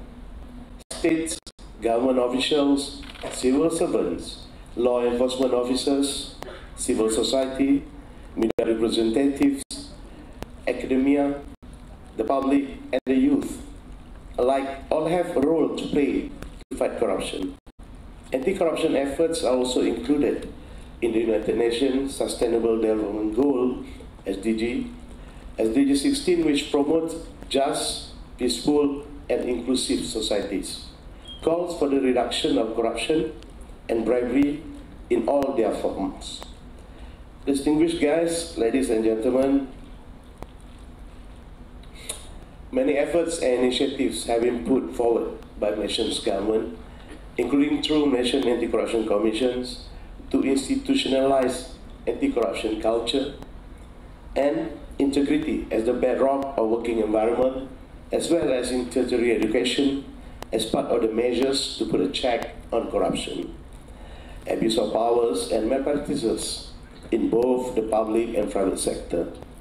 Educating the public against corruption and fostering public support against corruption are among MACC's primary functions, which are fundamentally structured under Section 7F and 7G of MACC Act 2009. In 2007, we started an undergraduate students anti-corruption associations known as Anti-Corruption Student Force, or in Malay, Angkatan Mahasiswa Anti Rasuah, AMAR. In higher learning institutions, this is part of instilling anti-corruption and integrity values from nations, businesses, political and leaders, community future leaders. AMAR members played a role by disseminating information such as through short videos and organizing academic activities such as seminars, dialogues, and forums to combat corruption. Way back in July 2008, 831 AMAR members, together with 233 lecturers and 271 MACC officers, simultaneously distributed almost 12,000 anti-corruption brochures at 279 locations nationwide, and successfully been registered in the nation's Book of Records. Not yet World Records, huh? AMAR, which started at public universities, was later expanded to other higher learning institutions. Currently, there are a total of 117 AMAR form, consisted of 20 in public universities, 27 in teachers training colleges, 56 in colleges of MARA, and 14 in private universities. Today, we are very pleased to welcome our new AMAR members from the Asia Pacific University of Technology and Innovation. Overall, we have conducted about 206,000 programs and activities with AMAR, involving about 781,000 students at a budget of RM 3.7 million borne by the government. In addition to the programs organized for or by AMAR, MACC, with the collaboration from Malaysia University Debate Council, have organized a yearly prestigious national debate competition centered around corruption topic for university students. In addition, a dedicated integrity and anti-corruption course for higher learning institutes were also developed, arising from the resolution suggested by AMAR conventions in 2006 to promote the development of character,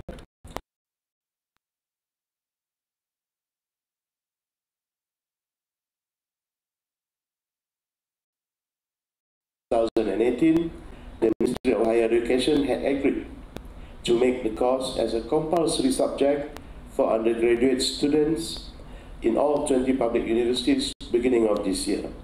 The course was taught by university lecturers and MACC officers and include topics such as causes, symptoms, and effect of corruption.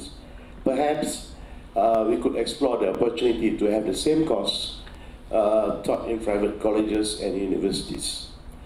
Currently, effort is ongoing to expand this integrity anti-corruption course to technical and vocational education and training institutes, or TVET, in collaboration with 5 ministries, which are Ministry of Higher Education, Ministry of Youth and Sports, Ministry of Education, Ministry of Human Resources, and Ministry of Rural Development, to be implemented in their respective training institute. Therefore, for this year International Anti-Corruption Day, or what we call Hari Anti-Rasuah Antarabangsa, or HARA, not Huru-Hara, we aim to forge greater communication and collaboration with faculty members and students from the private colleges and universities communities in Malaysia, with the purpose of keeping updated about the MACC and its initiative, as well as anti-corruption initiative by the government. We apologize for not make it more sooner in engaging with the private universities.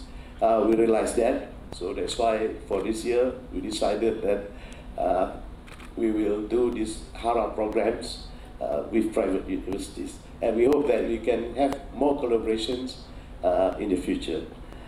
As being mentioned by Dr. Arun Singh, we conducted this Hara in 6 zones, and it ends the celebration or the mark of Hara end today at at the central zone in these esteemed universities. So we hope this Hara 2023 has given us the opportunity to strengthen our ties with private colleges and universities community in Malaysia, and hope to draw from your experiences to enhance our anti-corruption measures. We welcome you to engage with us should you have any concerns, views, and suggestions about anti-corruption matters.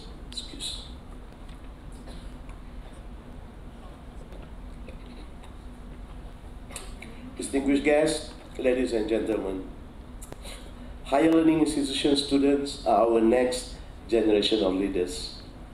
For the past 20 or 24 years, you have been living and learning in a safe, contained environment where you acquire knowledge, learn values, aspire idealism, and build your characters. You are most of the time shielded from the temptations of corruption. Perhaps your experience of corruption was limited to being asked to pay bribes for petty offenses such as traffic offenses. As you will leave this safe bubble, you will be exposed to the temptation of corruption. Whether giving bribes,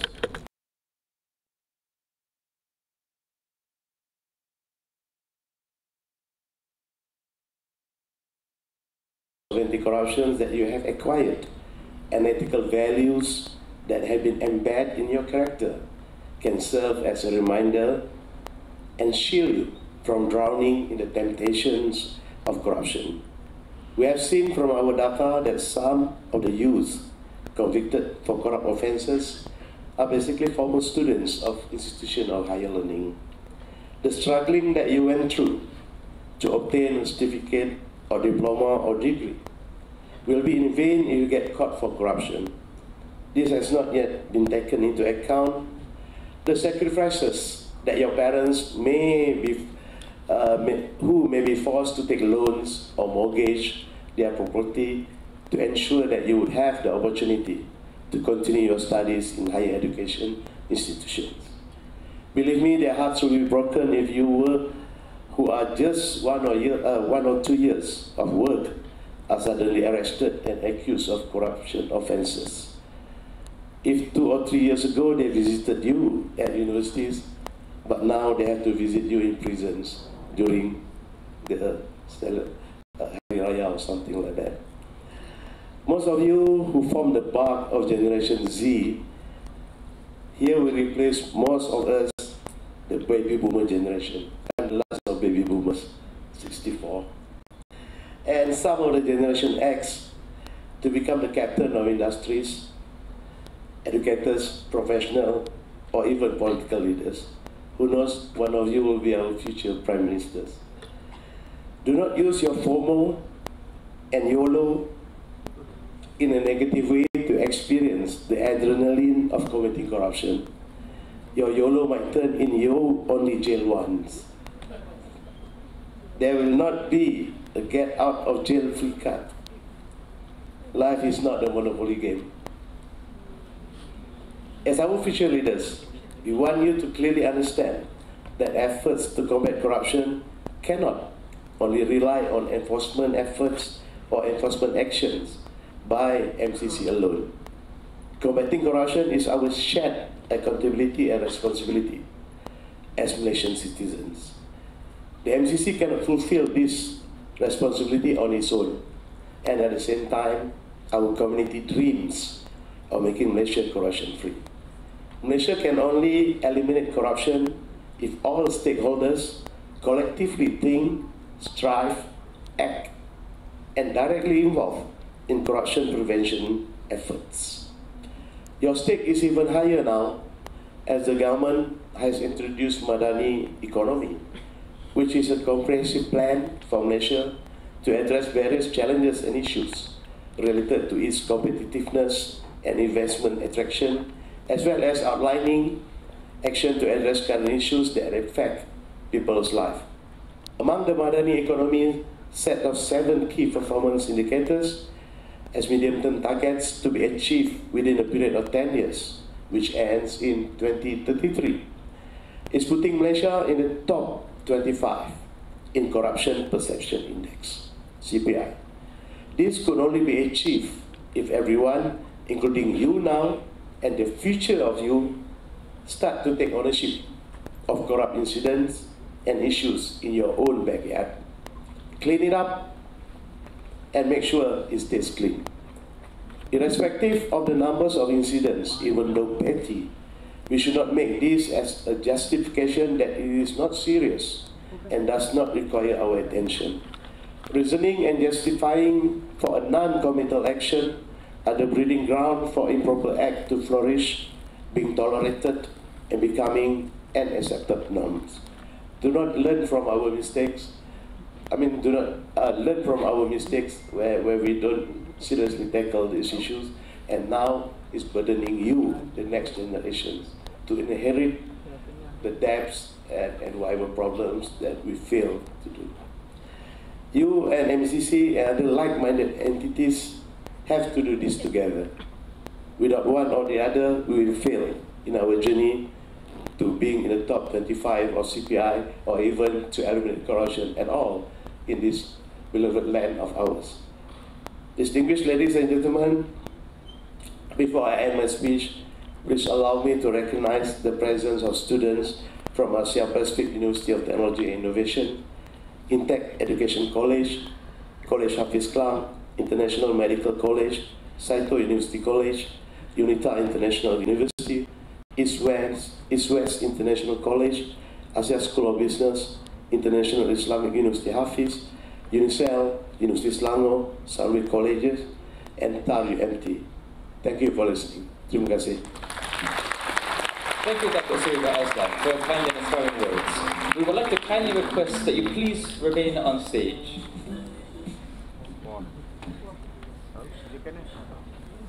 Now, let us welcome Yang Berbahagia Datuk Paranjit back on stage for the official launching ceremony of Angkatan Mahasiswa Anti Rasuah, otherwise known as AMAR.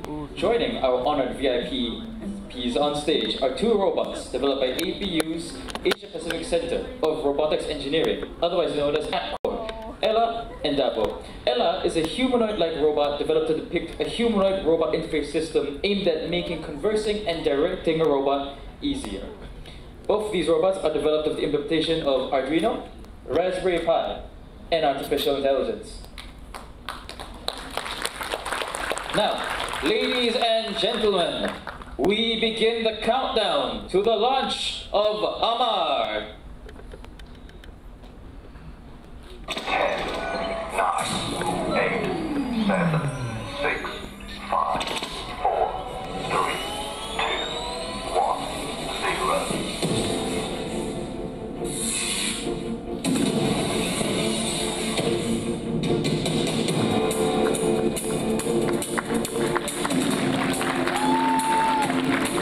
Thank you, Dr. Sri Nora Azlan and Dr. Paranjit, and congratulations on the momentous launch of AMAR.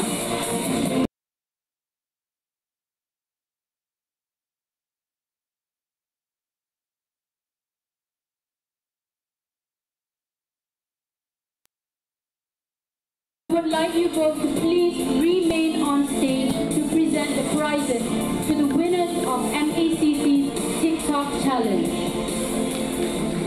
For those of you who may not be aware, MACC and MAPCU recently launched a TikTok contest to promote awareness of corruption.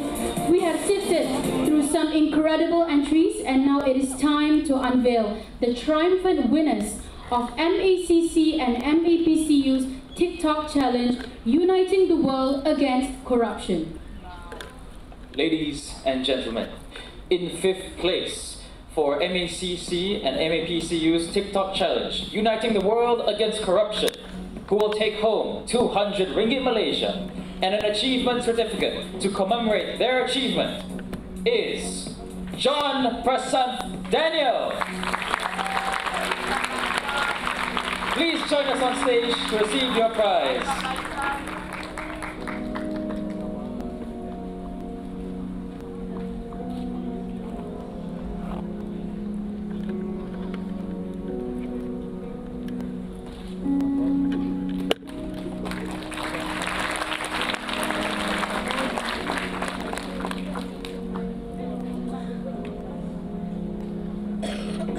Congratulations again on your victory.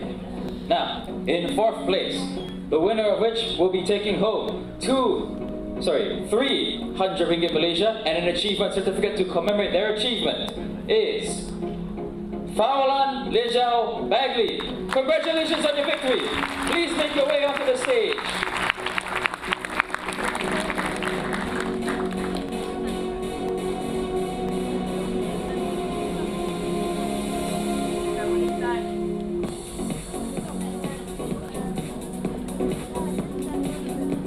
Once again, congratulations on your victory.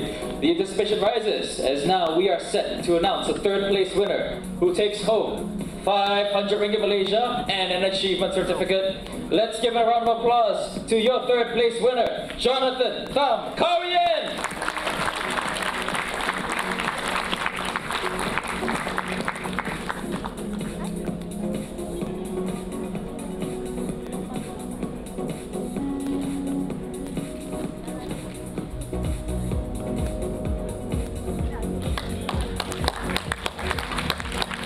Congratulations, Jonathan. Now, the winner for 2nd place, who will take home 750 ringgit Malaysia and an achievement certificate, or should I say, winners, are the remarkable Takia Alka Hakiki and Puan Nazira Maharani. Congratulations on the victory, both of you. Please join us on stage to receive your prize.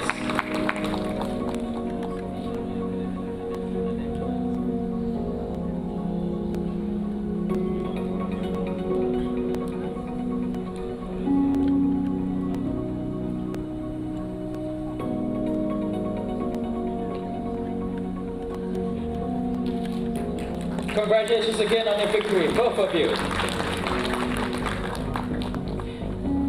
And finally, the moment we've all been waiting for, the announcement of the 1st place winner of the MACC and MAPCU TikTok Challenge, Uniting the World Against Corruption. Drumroll please, for this winner takes home 1,000 ringgit Malaysia and an achievement certificate. The award for 1st prize goes to Intan Nur Najwa binti Nasaruddin. Your TikTok submission for a powerful fusion of creativity and prophecy, showcasing a profound commitment to addressing corruption issues amongst the youth. Congratulations on this well-deserved victory.